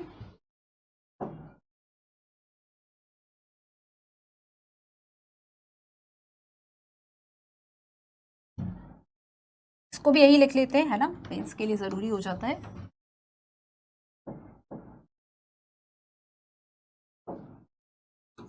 देखो, मेंस के लिए बच्चों इस तरह के जो कॉन्सेप्ट्स हैं वो आपको बहुत हेल्प करेंगे, है ना, इसलिए कभी भी इनको, जो भी लाइंस आपको, मैं फिर बता रही हूँ, जो भी लाइंस आपको एनसीईआरटी में मिल जाती है जो एक क्वेश्चन पैदा करती है, जो एक संभावना, एक कंडीशन बनाती है, वहां से क्वेश्चन आने की संभावना बहुत होती है। So the list of human rights, लिख लो इसको, the list of human rights which people have claimed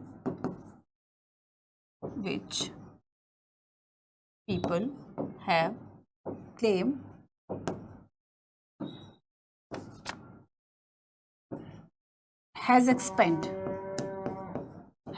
expanded over the year.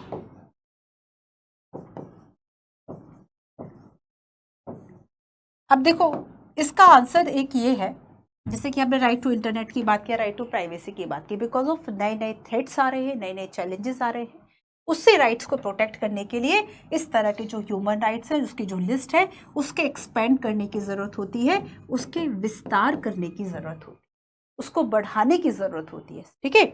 सो क्यों ऐसा क्यों हो रहा है, ऐसा क्यों हो रहा है? Because of we face new challenges, we face new challenge and threats, खतरे। अब देखो इसमें कुछ ऐसे ही राइट्स जो है उसकी मैं आपको लिस्ट बता देती हूँ कि कौन कौन से जो राइट्स है एक्सपेंड, अगर आपको लिखना हो तो कौन कौन से राइट, जैसे कि अगर हम बात करें फ्रेश एनवायरनमेंट का, है ना, तो इसके कुछ एग्जांपल्स मैं आपको बताती हूँ। इसको आप लिखना, नीड टू प्रोटेक्ट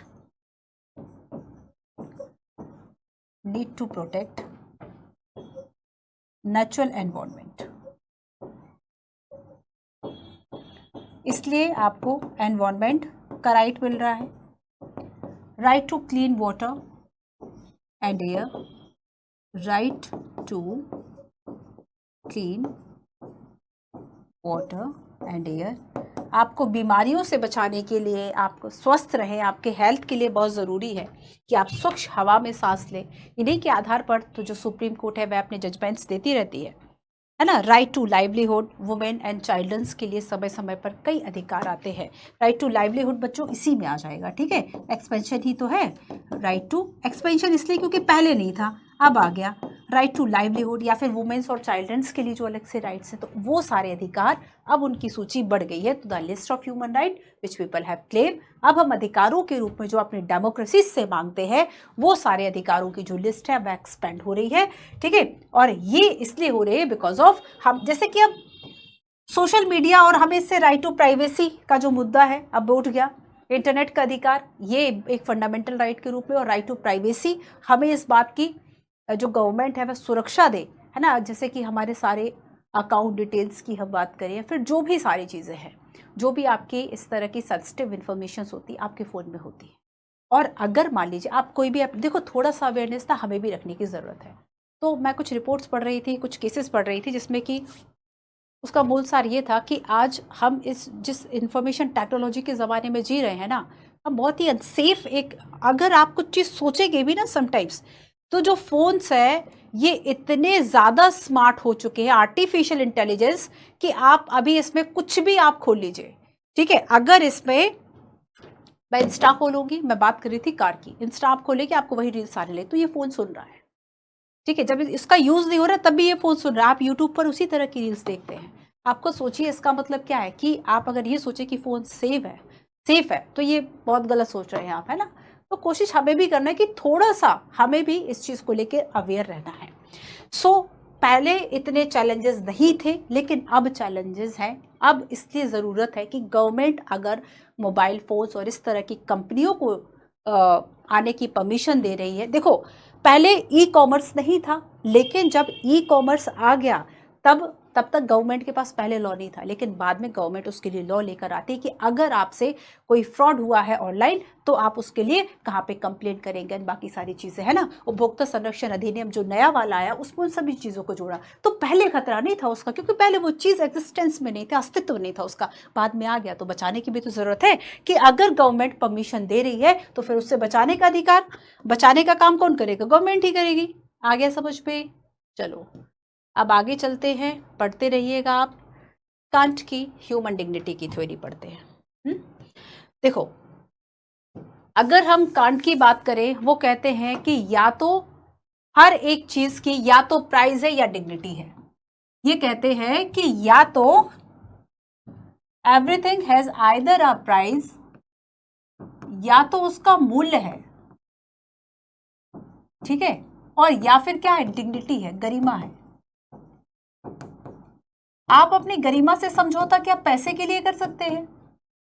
तो इसमें कहा जाता है कि आप प्राइस के बदले भले कुछ और रख दीजिए, है ना, समथिंग एल्स हो सकता है अगर प्राइस ना हो, लेकिन यहां पर समथिंग एल्स हो सकता है, लेकिन गरिमा से समझौता नहीं किया जा सकता। ह्यूमन डिग्निटी की जगह आप किसी और चीज को उसके वैल्यूबल नहीं रख सकते, है ना। So what has a price is such that something else can also be put in its place, है ना। लेकिन अगर हम बात करें that which is elevated about all prices and admit of no equivalent has a dignity. तो कोई भी ऐसी चीज नहीं हो सकती जो आप डिग्निटी के जगह पर रख सके, ठीक है।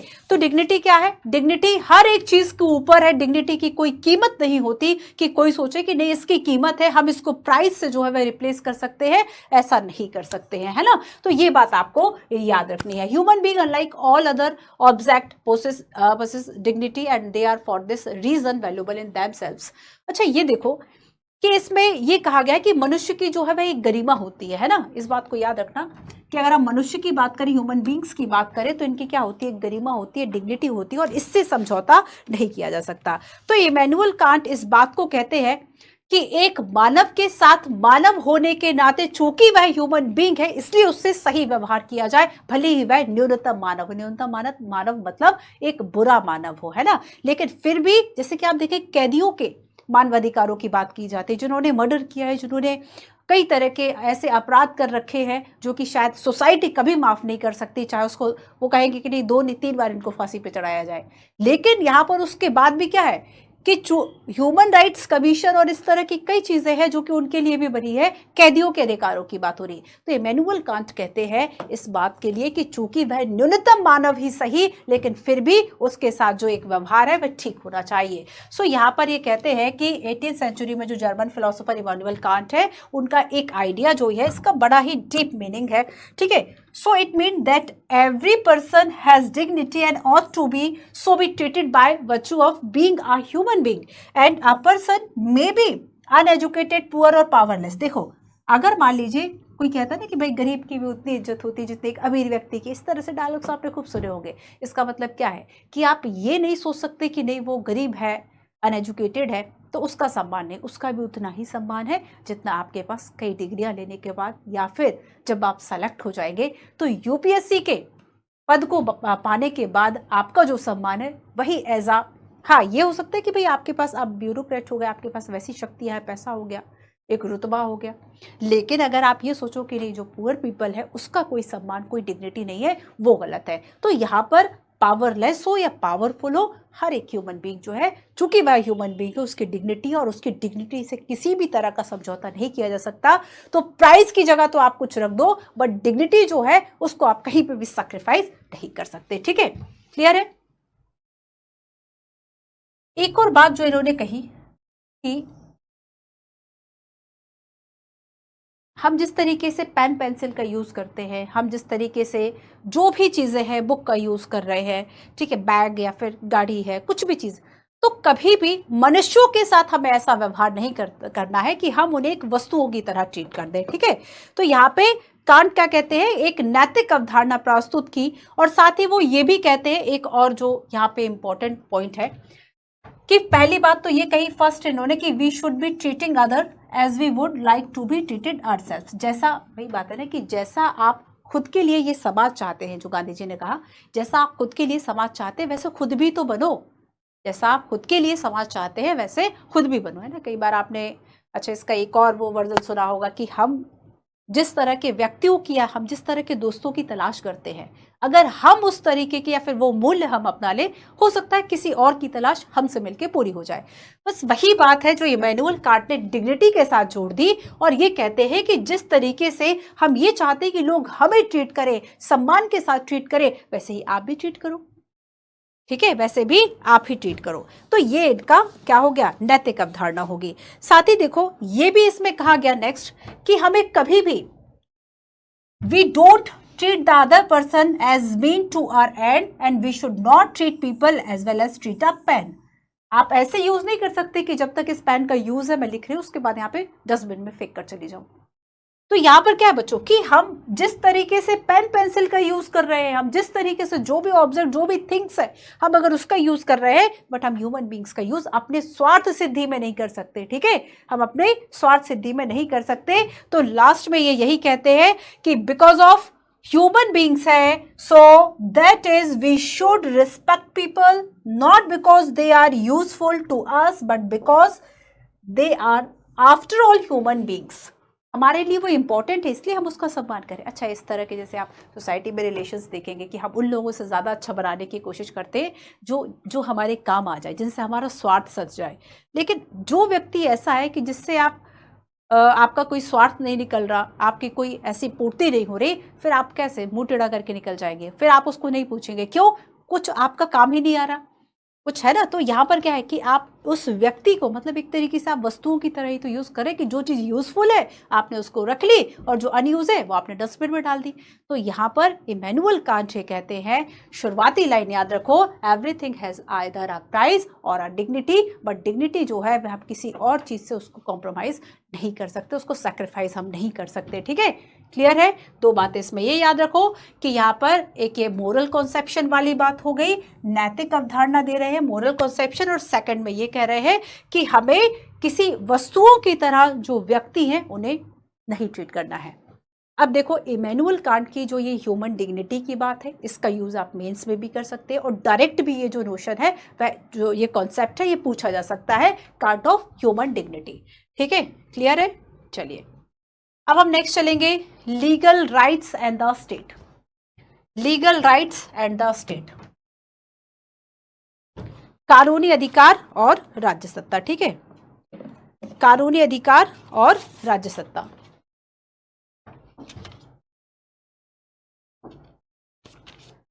Legal right and the state.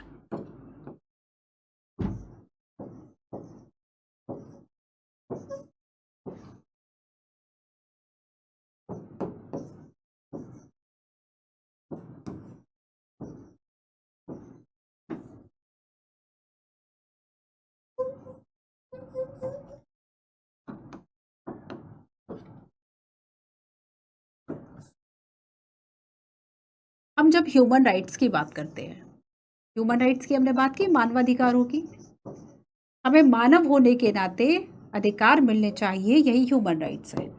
But human rights का जो कॉन्सेप्ट है ये केवल एक मोरल राइट रहकर बन जाए, जैसे अच्छी अच्छी बातें होती है कि हमें सच बोलना चाहिए पर बोलते नहीं है, वैसा ही कुछ होता। तो ह्यूमन राइट्स जो है ये क्या, ये जानते हो क्या रह जाता? केवल एक मोरल कॉन्सेप्शन बन जाता, केवल एक नैतिक आदर्श बन के रह जाता। हम ये कह सकते थे कि हम लाख इस ये बोल दें कि ये जो अधिकार है, ठीक है, मानवाधिकारों का जो दावा है उसकी नैतिक अपील हम जितनी चाहे कर ले, लेकिन इसका जो डिग्री ऑफ सक्सेस है वो इस बात पर निर्भर करेगा कि क्या राज्य ने उसको माना है कि वो अधिकार आपको दिए जाए। अब जैसे कि आप सोचिए कि आपको और कौन सा फंडामेंटल राइट मिल सकता है? पहले 7 फंडामेंटल राइट थे, अब 6 फंडामेंटल राइट है। आप सोचिए कि अगर मान लो फंडामेंटल राइट में जो अधिकार नहीं है, आप उसके आर्टिकल 32 कॉन्स्टिट्यूशनल रेमेडीज के तहत आप जाओगे उसको, ये क्लेम करने जाओगे? नहीं जाओगे, है ना।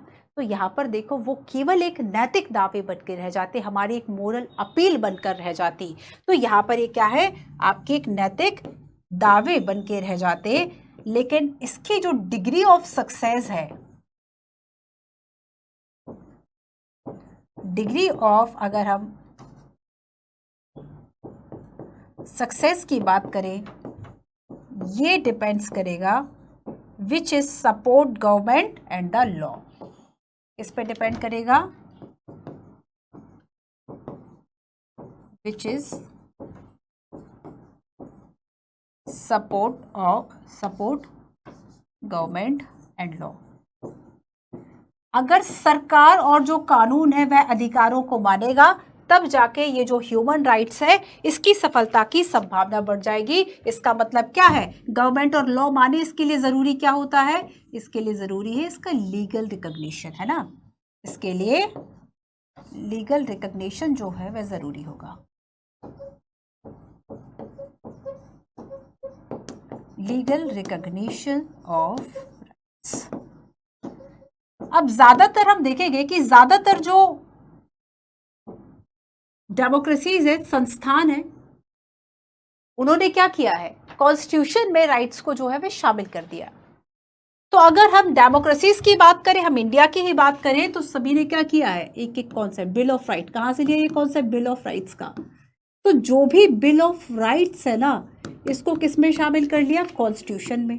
अब कॉन्स्टिट्यूशन में शामिल कर लिया, इसका मतलब क्या है, संवैधानिक रूप से इसकी गारंटी दी गई।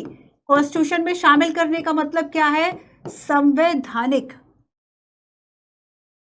ठीक है, कॉन्स्टिट्यूशनली इसको गारंटी जो है वह आपको दी गई, इस बात को याद रखना।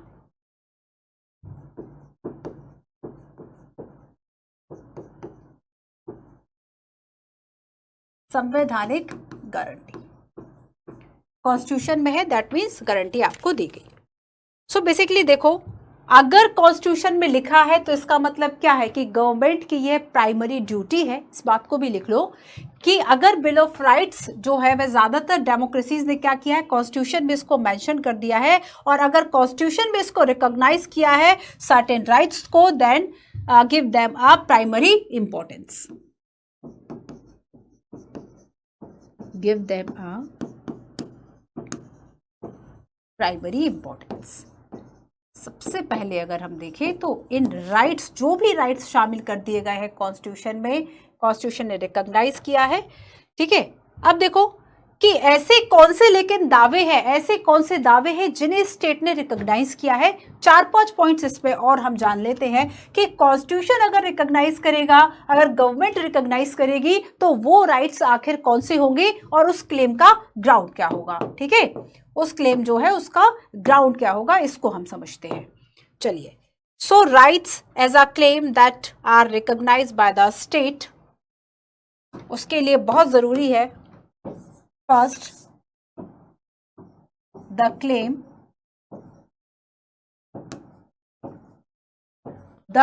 rights are directed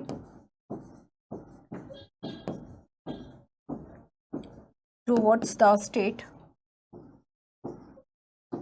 ठीक है। अगर मान लीजिए राज्य किसी अधिकार को दे रहा है, किसी राइट को अगर वह क्लेम करेगा, है ना, जो कि आपके विकास के लिए जरूरी है, तब आप उसका इंप्लीमेंट जो है वह आसानी से करा सकते हैं।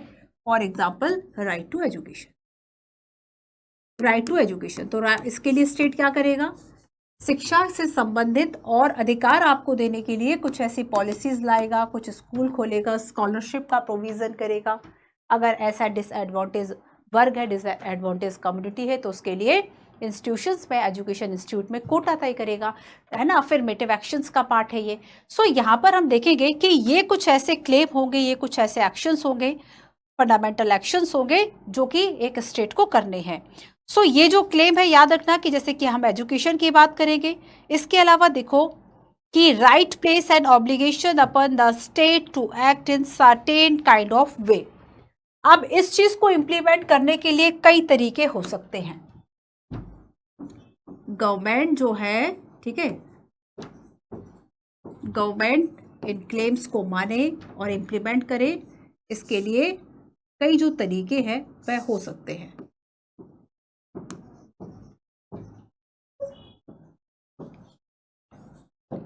अब देखो,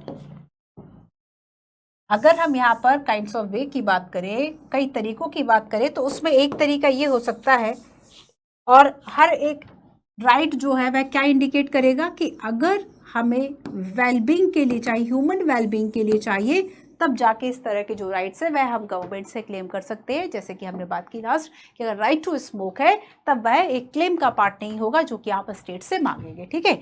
सो गवर्नमेंट की अगर हम बात करेंगे, सरकार कई तरीके से इस चीज को निर्धारित करेगी। तो अब देखो, जैसे कि राइट टू लाइफ अगर प्रोटेक्ट किया है, for example right to life कि अगर गवर्नमेंट ने क्या किया है कि राइट टू लाइफ आपको दिया है, तो अब इसको प्रोटेक्ट करने के लिए, राइट टू लाइफ दिया है, तब इसको प्रोटेक्ट करने के लिए लॉ बनाएगी।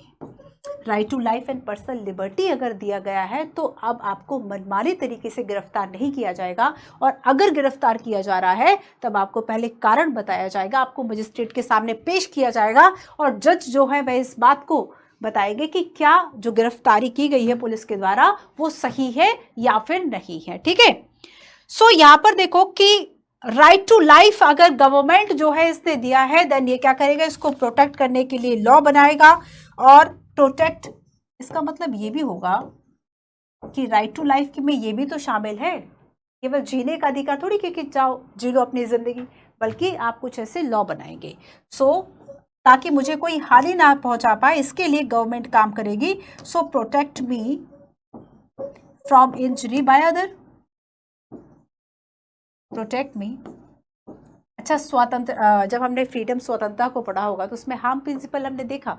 हार्म प्रिंसिपल क्या था, हानि सिद्धांत, जिसमें यह कहा गया था कि कम से कम एक ऐसी एक अथॉरिटी होनी चाहिए जिसके पास ये अधिकार हो कि अगर किसी व्यक्ति को हानि पहुंच रही है तो उसको रोका जा सके, है ना, और ये काम स्टेट करेगा। तो यहाँ पर ये हानि प्रिंसिपल वाली बात ही नहीं हो गई, हानि सिद्धांत, है ना, harm principal. So protect me from by other, और अगर राइट टू लाइफ दिया है तब बचाने का काम भी गवर्नमेंट करेगा। अब देखो, अगर गुड क्वालिटी ऑफ लाइफ की बात की गई है, अब देखो जैसे इसमें एक और राइट दिया गया है, गवर्नमेंट ने कहा गुड क्वालिटी ऑफ लाइफ, ये हमारा राइट हो गया, ठीक है, गुड क्वालिटी ऑफ लाइफ, अच्छी गुणवत्ता वाला जीवन या फिर अच्छा जीवन स्तर। तब इसके लिए बहुत ज़रूरी है कि हमारे पास क्लीन एनवायरनमेंट हो। तो गवर्नमेंट क्या करेगा, क्लीन एनवायरनमेंट को लेकर प्रयास करेगा, ठीक है, clean and pollution free, clean air, इसके लिए गवर्नमेंट जो है वह प्रयास करेगा। तो अगर गवर्नमेंट कोई हमें राइट देगा तो उस राइट को प्रोटेक्ट करने के लिए जो लॉ है वह बनाएगा, तो ये बताएगा हमें कि अगर ये वैध दावे हैं तो राज्य इसको प्रोटेक्ट करने के लिए काम करेगा, ठीक है। So rights not only indicate what the state must do, but ये भी बताएगा कि what must not to do, है ना। अब देखो यहाँ पे एक क्वेश्चन आपको याद रखना है, एक प्रश्न चिन्ह आता है कि राइट्स नॉट ओनली इंडिकेट, इस बात को याद रखोगे, इंपॉर्टेंट है ये, rights not only indicate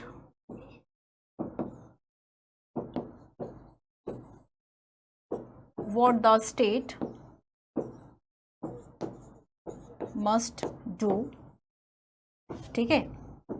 right केवल ये थोड़ी बताएंगे कि सरकार क्या कह रही है, ये भी बताएंगे कि राज्य क्या नहीं कर सकता। They also suggest, they also suggest what the state must not to do, ठीक है। तो यहां पर तो हमने ये समझा इस पूरे पैराग्राफ में कि अगर गवर्नमेंट कोई राइट हमें देगा तो उसको, उसके लिए कुछ ऐसे प्रोविजन भी करेगा, कुछ लॉ भी बनाएगा उसकी इम्प्लीमेंटेशन के लिए। और अगली बात हमें यह बताती है कि केवल क्या नहीं करना है, ठीक है, क्या करे क्या नहीं, क्या करे क्या नहीं, ये भी जो हमारे राइट्स है, जो हमारे क्लेम है, वो गवर्नमेंट को बताएंगे। जैसे कि अगर यहाँ पे तो ये बता दिया कि अगर राइट टू लाइफ है तो आप इसे प्रोटेक्ट करेंगे, है ना। अब यहाँ पे बताया कि राइट टू लाइफ तो आपको देना ही है, लेकिन आपको जो भी अपने काम करने, गवर्नमेंट अपनी जो भी अधिकारों का यूज करेगी वो एक लिमिटेशंस तक करेगी, वो एक सीमा में रहते हुए करेगी, ताकि लोगों की जो पर्सनल लाइफ है, लोगों का जो फ्रीडम है, जो पर्सनल लिबर्टी है, वह नेगेटिवली या एडवर्स इंपैक्ट ना हो। तो मनमाने तरीके से गिरफ्तार नहीं कर सकती। यहाँ पे ये बता दिया कि राइट टू लाइफ देना है तो इसके लिए लॉ बनाना है, तो क्या बता दिया कि क्या करेगा, है ना, तो what the state must do, ये बता दिया। लेकिन अब आपको मनमाने तरीके से गिरफ्तार नहीं करना, और किसी गिरफ्तार अगर किसी व्यक्ति को किया गया है तो उसे जो भी पॉसिबल आवर्स हो सकते हैं उसके अंदर आपको मजिस्ट्रेट के सामने पेश करना है, और उसकी गिरफ्तारी सही है नहीं इस बात का डिसाइड जो जज है वह करेंगे। तो ये क्या हो गया बच्चों कि क्या नहीं करेगा, है ना, तो what the state must not to do. आया, क्लियर हुआ। और इस तरह के what the state must not to do ये क्या बताता है, ये सिटीजन्स के लिए रिस्पॉन्सिबल बनाता है। तो जो भी डेमोक्रेसीज है, सभी डेमोक्रेसीज ने जो राइट्स है वह दे रखे हैं, है ना, सभी डेमोक्रेसीज ने काफी सारे जो राइट्स है वह दे रखे हैं। अब काफी सारे राइट दे रखे हैं, तो इस पे हम काइंड ऑफ राइट्स की बात और कर लेते हैं कि आखिर कौन कौन से ऐसे राइट्स हैं जो कि होने चाहिए।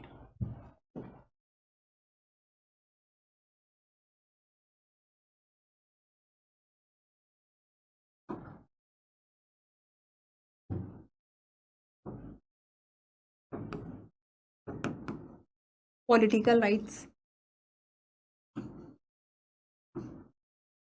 ठीक है, राजनीतिक अधिकार,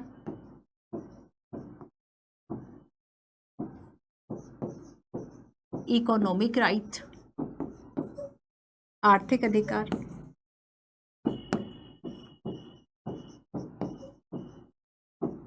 और कई डेमोक्रेसीज, लिबरल डेमोक्रेसीज की बात करें तो उन्होंने कल्चरल जो राइट्स है वह भी दे रखे हैं कि अगर हम ये सोचें कि जो प्राथमिक जो एजुकेशन है वो हमारी मदर टंग में, मातृभाषा में होनी चाहिए, तब उसके लिए आप प्रयास कर सके, इंस्टीट्यूशंस एस्टैब्लिश कर सके। आर्टिकल 29-30 याद करो, सांस्कृतिक और शिक्षा शैक्षणिक संस्थाओं को स्थापित करने का जो अधिकार है अल्पसंख्यकों को दिया गया। तो संस्कृति और शिक्षा संबंधी अधिकार क्या वो इसमें नहीं आएगा, है ना? तो वो यहाँ पे हम चूंकि सारे कॉन्सेप्ट्स को समझ रहे हैं इसलिए हम यहाँ पे आर्टिकल की बात नहीं कर रहे, बट जब आप आंसर राइटिंग करेंगे तब आपको ये सारी चीजें जो है इन सभी के साथ साथ आपको आर्टिकल्स जो है वह भी मेंशन कर लेना है, ठीक है, याद रहेगा। चलो, तो देखो पॉलिटिकल राइट्स की हम बात करेंगे। पॉलिटिकल राइट्स क्यों दिए जाते हैं? पॉलिटिकल राइट्स इसलिए दिए जाते हैं ताकि जो सिटीजन्स है वो पार्टिसिपेशन कर सके। और अगर पार्टिसिपेशन की बात आ गई, भूलोगे नहीं, देखो बच्चों आप इस बात को, पार्टिसिपेशन कर सके, भागीदारी कर सके। भागीदारी कैसे करोगे सरकार में? Right to vote, contest elections, right to vote, ये होगा इसका पार्ट? नहीं होगा, है ना। सो देखो कोई भी जो डेमोक्रेसी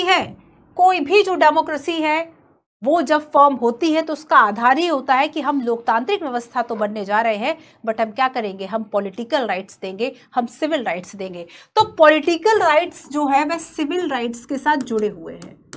पॉलिटिकल राइट्स जो है वह किससे जुड़े हुए हैं? सिविल राइट्स के साथ जुड़े हुए हैं, नागरिकों के अधिकार के साथ जुड़े हुए हैं। नागरिक अधिकार, सिविल राइट्स।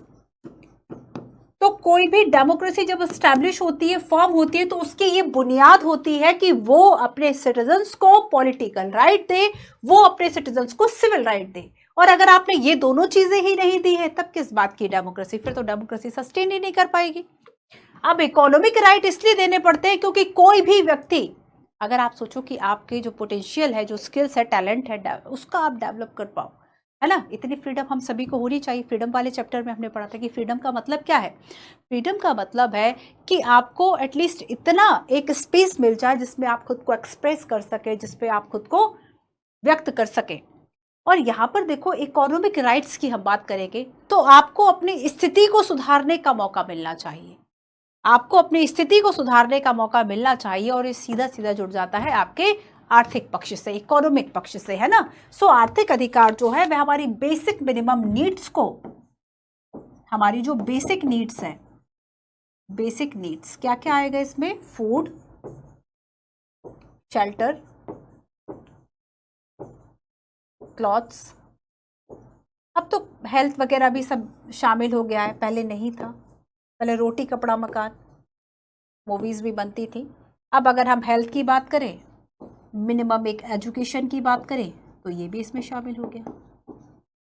आगे समझ में? तो इकोनॉमिक राइट्स हमें इसलिए चाहिए ताकि हम क्या कर सके? बेसिक मिनिमम नीड्स जो है इसको फुलफिल कर सके। सो जब हम काइंड ऑफ राइट्स की बात करते हैं, है ना, अधिकारों के प्रकार, तब हम 3 तरह के अधिकारों की स्पेशली बात करते हैं, ठीक है।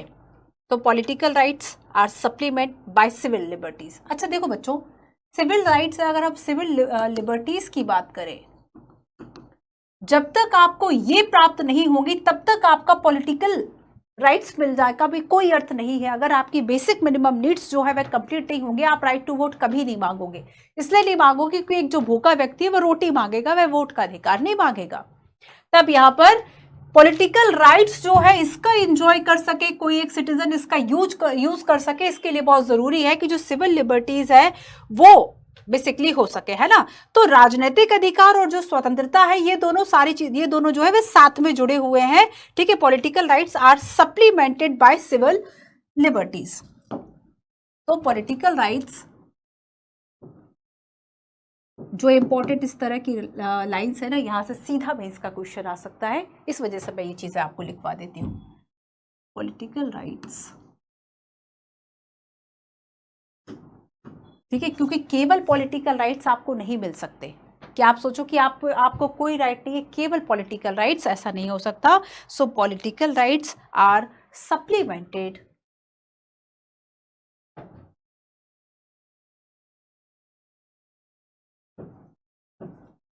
Are supplemented by civil liberties. ठीक है, तो राजनीतिक अधिकार किसके साथ जुड़े हुए हैं? स्वतंत्रता के साथ। राजनीतिक अधिकार प्लस स्वतंत्रता। और जो डेमोक्रेसीज हैं, जो मॉडर्न डेमोक्रेसीज हैं, उन्होंने इन राइट्स को देने के लिए पूरे प्रयास किए हैं। ठीक है, अब इसमें देखो right to free and fair elections की बात करें, ये सारे अधिकार भी इसमें शामिल हो जाएंगे।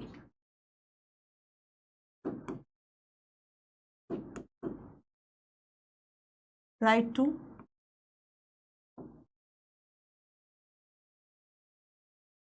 Free and fair elections. ठीक है, right to vote, elect representative. Right to vote इसलिए जरूरी है ताकि आप अपने रिप्रेजेंटेटिव को इलेक्ट कर पाओ। ठीक है, तो basically collectively political and civil rights form the basis of a democratic system. तो अगर आपको डेमोक्रेटिक सिस्टम के साथ जोड़ना हो तो सबसे अच्छा ये वाला आपके लिए स्टेटमेंट हो गया कि किसी भी डेमोक्रेटिक सिस्टम को फॉर्म करने के लिए या बेस इसका होता है राजनीतिक और नागरिक स्वतंत्रताएं। ठीक है, क्लियर हुआ? चलिए, तो ये काइंड ऑफ राइट्स हो गए। अब नेक्स्ट हम देखेंगे और पॉलिटिकल जो राइट्स है, देखो सारे राइट्स यहाँ पे दिए हुए हैं अलग अलग, आपको इसको पढ़ लेना है। इकोनॉमिक राइट्स, चलिए खैर एक बार हम भी देखते हैं। सो पॉलिटिकल राइट्स हम सिटीजन्स को क्यों देते हैं? citizens the equality right to equality before the law and right to participate in the political process, उनकी भागीदारी हो सके। they include such right to vote, elect representatives, है ना, and the right to form political party or join them, and political right are supplemented by civil liberties, most important line। Collectively, civil liberties and political rights form the basis of a democracy system। ठीक है, ये line भी साथ में important है कि किस तरीके से अगर आप डेमोक्रेसी सिस्टम की बात करेंगे तो उसका बेसिस होगा collectively civil liberties and political right. And political right protect the wellbeing of individual by making the government accountable to the people by giving greater importance to the concern and of individual over that the ruler by ensuring that all person have an opportunity and to influence the decision of the government। Economic right में क्या आएगा कि the need of, economic right में need of food, shelter, clothing, health and essential part of economic right है ना, रोटी कपड़ा मकान, वो आपको याद रखना है। इसके साथ साथ आप हेल्थ भी जोड़ लें। एंड देन नेक्स्ट है food, shelter, clothing and health. ठीक है, democratic society are beginning to provide economic right. In some countries, citizens, particularly those with low income, receive housing and medical facility from the state। तो देखो हमारे यहाँ अगर हम ये कहें कि एक मिनिमम लिविंग स्टैंडर्ड जो है वह प्रोवाइड करने की रिस्पॉन्सिबिलिटी किसकी है, तो गवर्नमेंट की है ना। तो यहाँ पर हम ये देखेंगे कि ये रिस्पॉन्सिबिलिटी किसकी है, ये गवर्नमेंट की रिस्पॉन्सिबिलिटी है, गवर्नमेंट की रिस्पॉन्सिबिलिटी है कि एटलीस्ट जो मिनिमम नीड्स है, लिविंग स्टैंडर्ड है, उसको प्रोवाइड कर सके।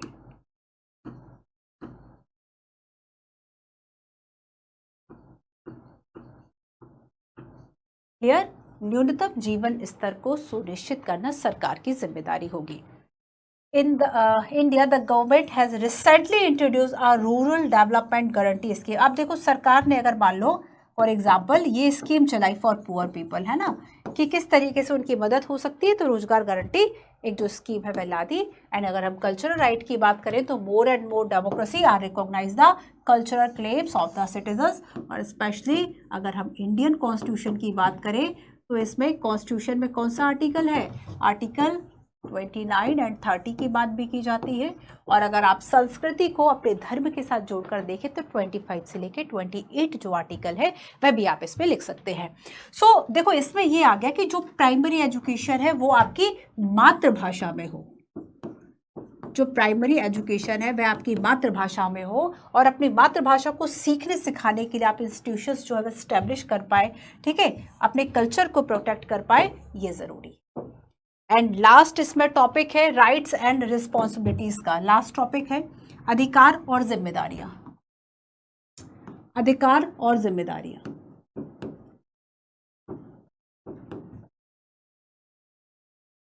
क्या केवल अधिकार मिलने चाहिए या फिर कुछ जिम्मेदारियां भी हो? तो बेसिकली देखो, रिस्पॉन्सिबिलिटी, अधिकार वो होंगे जो हम केवल अपने लिए मांग रहे हैं, ठीक है।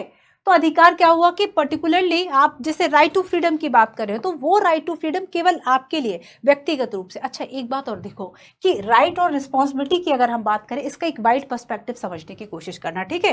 देखो, ये इस क्लास से सीधे तौर पर नहीं जुड़ेगा, इस चीज को समझना बच्चों। राइट एंड रिस्पॉन्सिबिलिटी, अपने कॉन्स्टिट्यूशन में अगर आपको कोई दो प्रोविजन उठाने हो, कोई दो ऐसे इंपॉर्टेंट कॉन्सेप्ट उठाने हो, तब क्या जोड़ोगे इसको? Right and responsibility.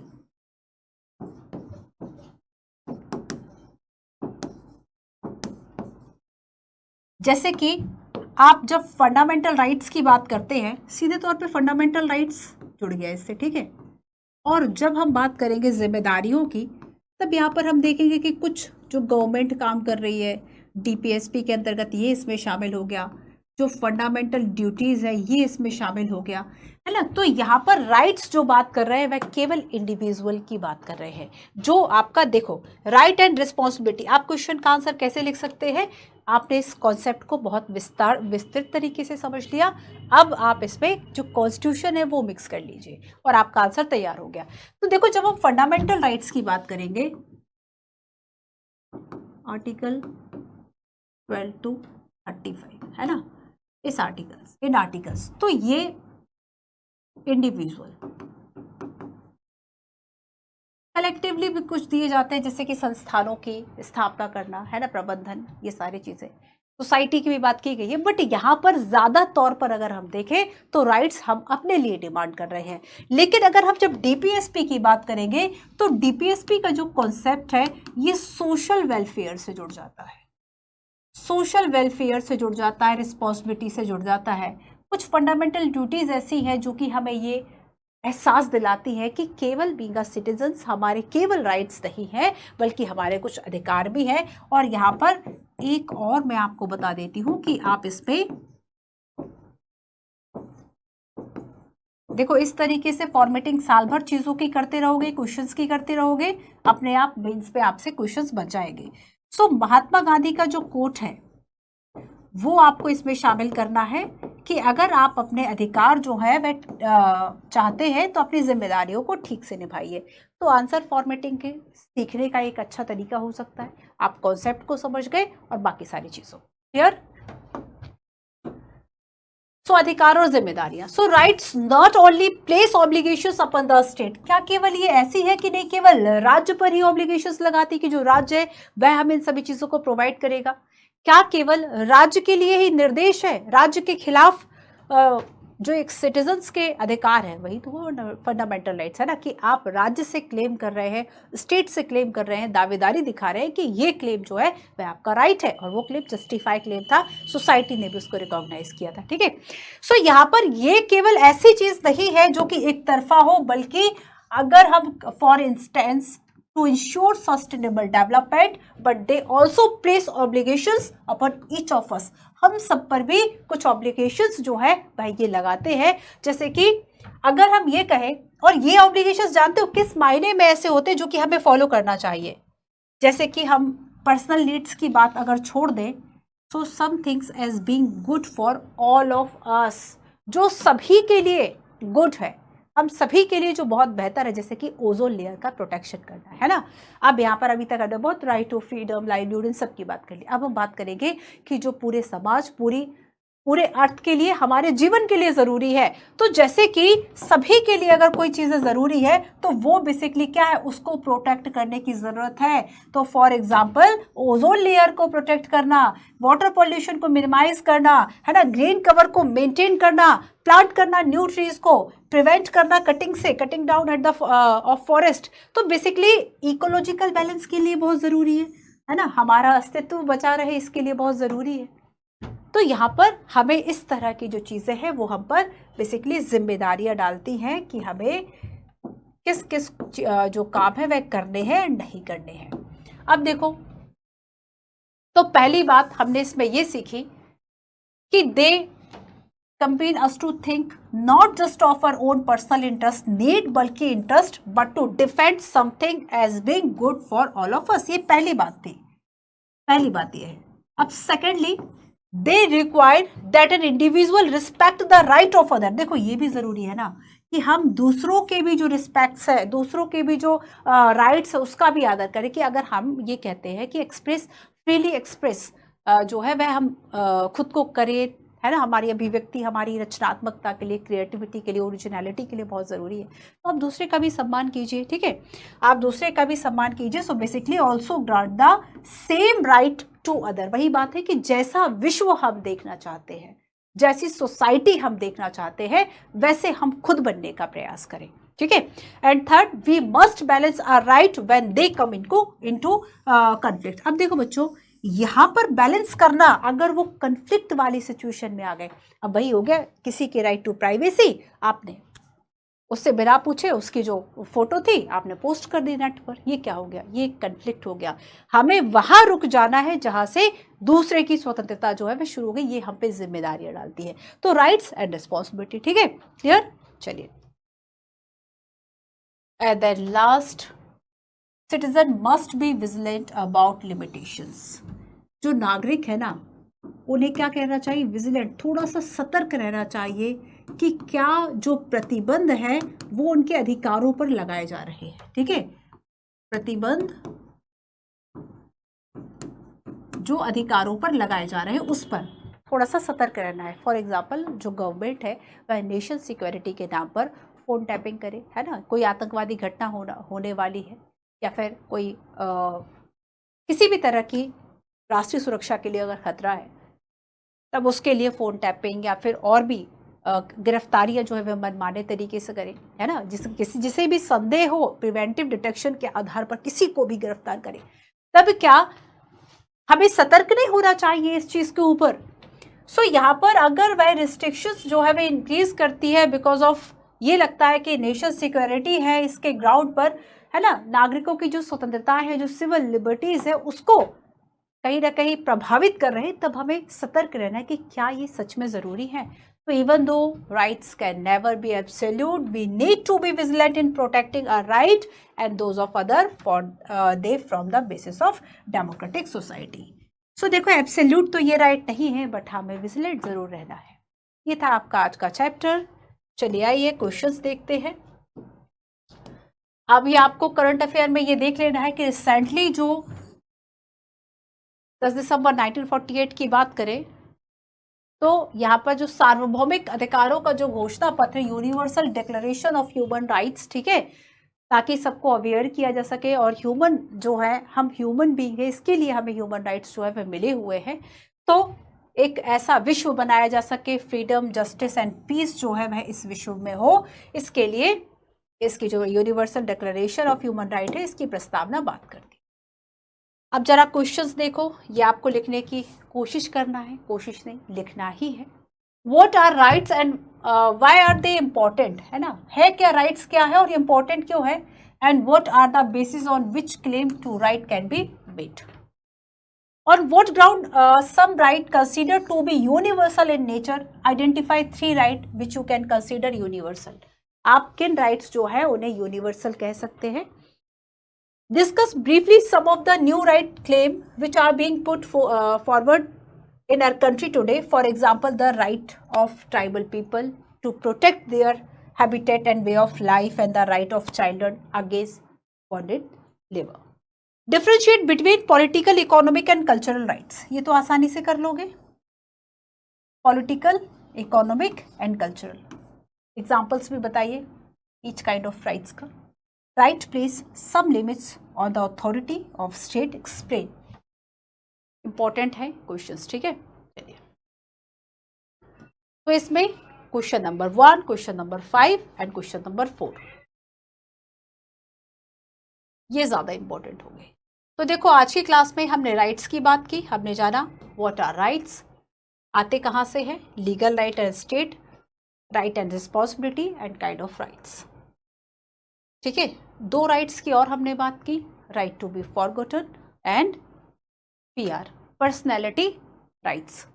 ये चूंकि हाल ही में चर्चा में रहे, सुप्रीम कोर्ट और दिल्ली हाई कोर्ट जो है इंटरिम एक जो ऑर्डर है वह पास किया। UPSC मेंस का क्वेश्चन हमने देखा, और हमने राइट टू लाइफ की हम बात करेंगे तो आर्टिकल 21 जो है उसका एक हॉरिजन, एक जो एक्सपेंशन है, उसमें हमने सभी जो केसेस है रोल ऑफ जुडिशरी की बात की। ठीक है, कुछ क्वेश्चंस बच्चों मैंने इसमें लिखे हुए हैं जो कि आर्टिकल कुछ आर्टिकल्स का आप यूज़ कर लेंगे। अगर मान लीजिए आपको लगता है कि आप कोई भी राइट टू इक्वालिटी बताना, राइट टू फ्रीडम बताना है, तो आप पॉलिटी के जो आर्टिकल कॉन्स्टिट्यूशन के उन सबको यूज़ कीजिए, इस कॉन्सेप्ट को यूज़ कीजिए, करंट अफेयर को यूज़ कीजिए, इन क्वेश्चंस का आंसर लिखिएगा। ठीक है, व्हाट आर राइट्स, औचित्यपूर्ण दावे, है ना, औचित्यपूर्ण दावे जो कि सोसाइटी रिकॉग्नाइज करे और यहाँ पर जो लॉ है वह सैंक्शन करे, लेकिन जो मैं चाहूँ वो मेरा अधिकार हो, ये चीज़ जो है वह बिल्कुल भी सही नहीं है और इस पे कुछ अंतर है। ठीक है, सो व्हाट आर राइट की बात हो गई। अब राइट्स आते कहाँ से हैं, तो हमने यहाँ पर दो कॉन्सेप्ट्स को समझा। नंबर 1, एक नेचुरल राइट, प्राकृतिक अधिकार, मतलब ये हमें गॉड ने दिए है, नेचर ने दिए है, और चूंकि नेचर ने दिए इसलिए कोई रूलर जो है, कोई जो भी स्टेट, जो भी गवर्नमेंट है वो हमसे से नहीं ले सकता। ह्यूमन राइट का कॉन्सेप्ट जो है वह हम ज़्यादा एक्सेप्ट करते हैं बजाय कि नेचुरल लॉ या गॉड गिफ्ट की जगह। ठीक है, सो ह्यूमन राइट्स में ये कहा गया कि because they are human being, इसलिए हमें ह्यूमन राइट्स मिलने चाहिए।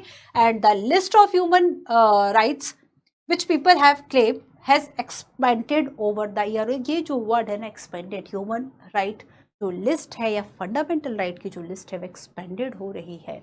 इस पर क्वेश्चन कई बार आ चुका है। ठीक है, चलिए, सो नेक्स्ट हमने देखा कि we face a new challenge and threat, so हम नए नए इसमें चीज़ें ऐड कर रहे हैं। कांट ऑन ह्यूमन डिग्निटी की बात हो गई कि I everything either a prize और डिग्निटी, तो प्राइज को हम किसी चीज़ से रिप्लेस कर लेंगे बट डिग्निटी को नहीं। वही हमने देखा कि एक मोरल कॉन्सेप्ट क्या है, मोरल कॉन्सेप्ट ये है कि अगर वह जैसा व्यवहार हम खुद के लिए चाहते हैं वैसा हम दूसरे के लिए भी करें। और दूसरी बात इसमें यह कहा कि हम जो ह्यूमंस है उन्हें हम like a pen pencil treat ना करें। ठीक है, लीगल राइट एंड स्टेट पे हमने देखा कि अगर हम ह्यूमन राइट्स की बात करें तो ये एक मोरल अपील बनकर रह जाते हैं, बिकॉज ऑफ जब तक इसकी डिग्री ऑफ सक्सेस की अगर हम बात करें, ये डिपेंड होती है गवर्नमेंट के सपोर्ट, गवर्नमेंट इसको माने, रिकॉग्नाइज करे, सैंक्शन करे लॉ को। ठीक है, सो लीगल रिकॉग्निशन बहुत ज़रूरी होगा। और बिल ऑफ राइट्स की जब हम बात करेंगे तो ये कॉन्स्टिट्यूशन में ज़्यादातर लिखे हुए हैं, तो गवर्नमेंट क्या करेगी क्या नहीं करेगी ये हमारे ह्यूमन राइट्स बताते हैं। क्या नहीं करेगी, अगर हमें राइट टू फ्रीडम दी गई है तो मनमाने तरीके से गिरफ्तार नहीं करेगी। और यहाँ पर बच्चों हमने नेक्स्ट देखा कि काइंड ऑफ राइट में political, economic, cultural and political and जो सिविल लिबर्टीज है, ये क्या है, political right are supplemented by the civil liberties. ठीक है, ये इंपॉर्टेंट है, लाइन याद रखना। एंड हमने रिस्पॉन्सिबिलिटीज़ की बात की राइट के साथ, जैसे कि फंडामेंटल राइट, DPSP का भी आप कंपैरिजन यहाँ कर सकते हैं। तो ये आपकी आज की क्लास थी, और चलिए अब हम मिलते हैं नेक्स्ट क्लास में। अच्छा देखो, साथ में ना लास्ट हमने सोशल जस्टिस को पढ़ा, 4 क्वेश्चन है, जल्दी जल्दी करें। Who uses the idea of wheel of ignorance, argue that a fair and just distribution? क्या होगा इसका आंसर? ये व्हील ऑफ इग्नोरेंस, अज्ञानता का आवरण की सोसाइटी में आपका प्लेस क्या होगा हम नहीं जानते, है ना, नेवर नो। और इसलिए हमें एक जस्ट डिस्ट्रीब्यूशन करना है। किसने दिया था आपको बताना है, तो आप बताइएगा 1 2 3 4। देखो ऐसे आंसर लिखना, मैं चेक करूंगी 1 का ABCD जो भी है, चारों मत लिख देना। ठीक है, फिर सेकंड वाले का क्या है, इस तरीके से आप कमेंट कर दीजिएगा। द सेकेंड क्वेश्चन है, consider the following statement about the equal treatment of equal. पहला प्रिंसिपल था इक्वलिटी को प्रमोट करने के लिए कि हम सभी को समान समझे, है ना, इक्वल में इक्वल ट्रीटमेंट दे। 2 स्टेटमेंट है, फर्स्ट कहता है कि people with special need or disability are treated unequal in some particular respect, and second is the principle indicate rewarding people in proportion to the skill and quality of their effort। आपको बताना है correct कौन सा है। ठीक है, then next question है recognition of special needs के ऊपर है, आपको 2 स्टेटमेंट पढ़ना है और आपको बताना है करेक्ट स्टेटमेंट कौन सा है। फर्स्ट क्वेश्चन है, this indicate the principle of treating people equally, And second is all individuals share certain characteristics as human being, therefore they deserve to be treated equally and provided with equal. And last question है आपका कि अगर recognition of equality की बात करें सो constitution में क्या क्या फॉलो किया गया है, करेक्ट आपको बताना है. दो स्टेटमेंट है. फर्स्ट कहता है every person is equal before the law और male every person has access to public places, और मेल और फीमेल है ना, इसको हटा दो. चलो, so no person can be discriminated against on the basis of their religion, caste, place of birth, है ना, gender. बताइएगा, आर फीमेल और मेल यहाँ पे आएगा. चलिए, ठीक है, क्लियर. चलिए, सो मिलेंगे हम अपनी नेक्स्ट क्लास में. और राइट्स भी आपका हो गया. अब नेक्स्ट जो हमारा चैप्टर है वह होगा सिटीजनशिप, कि हमें एक सिटीज़न होने के नाते राइट्स तो मिल गए, बट सिटीजनशिप का कॉन्सेप्ट जो है वह क्या कहता है. तो जो भी करंट अफेयर में रेलेवेंट होंगे न्यूज़, जो भी कॉन्सेप्ट्स, उन सब पर भी हम चर्चा करेंगे. मिलते हैं अब अपनी नेक्स्ट क्लास पे. Thank you so much.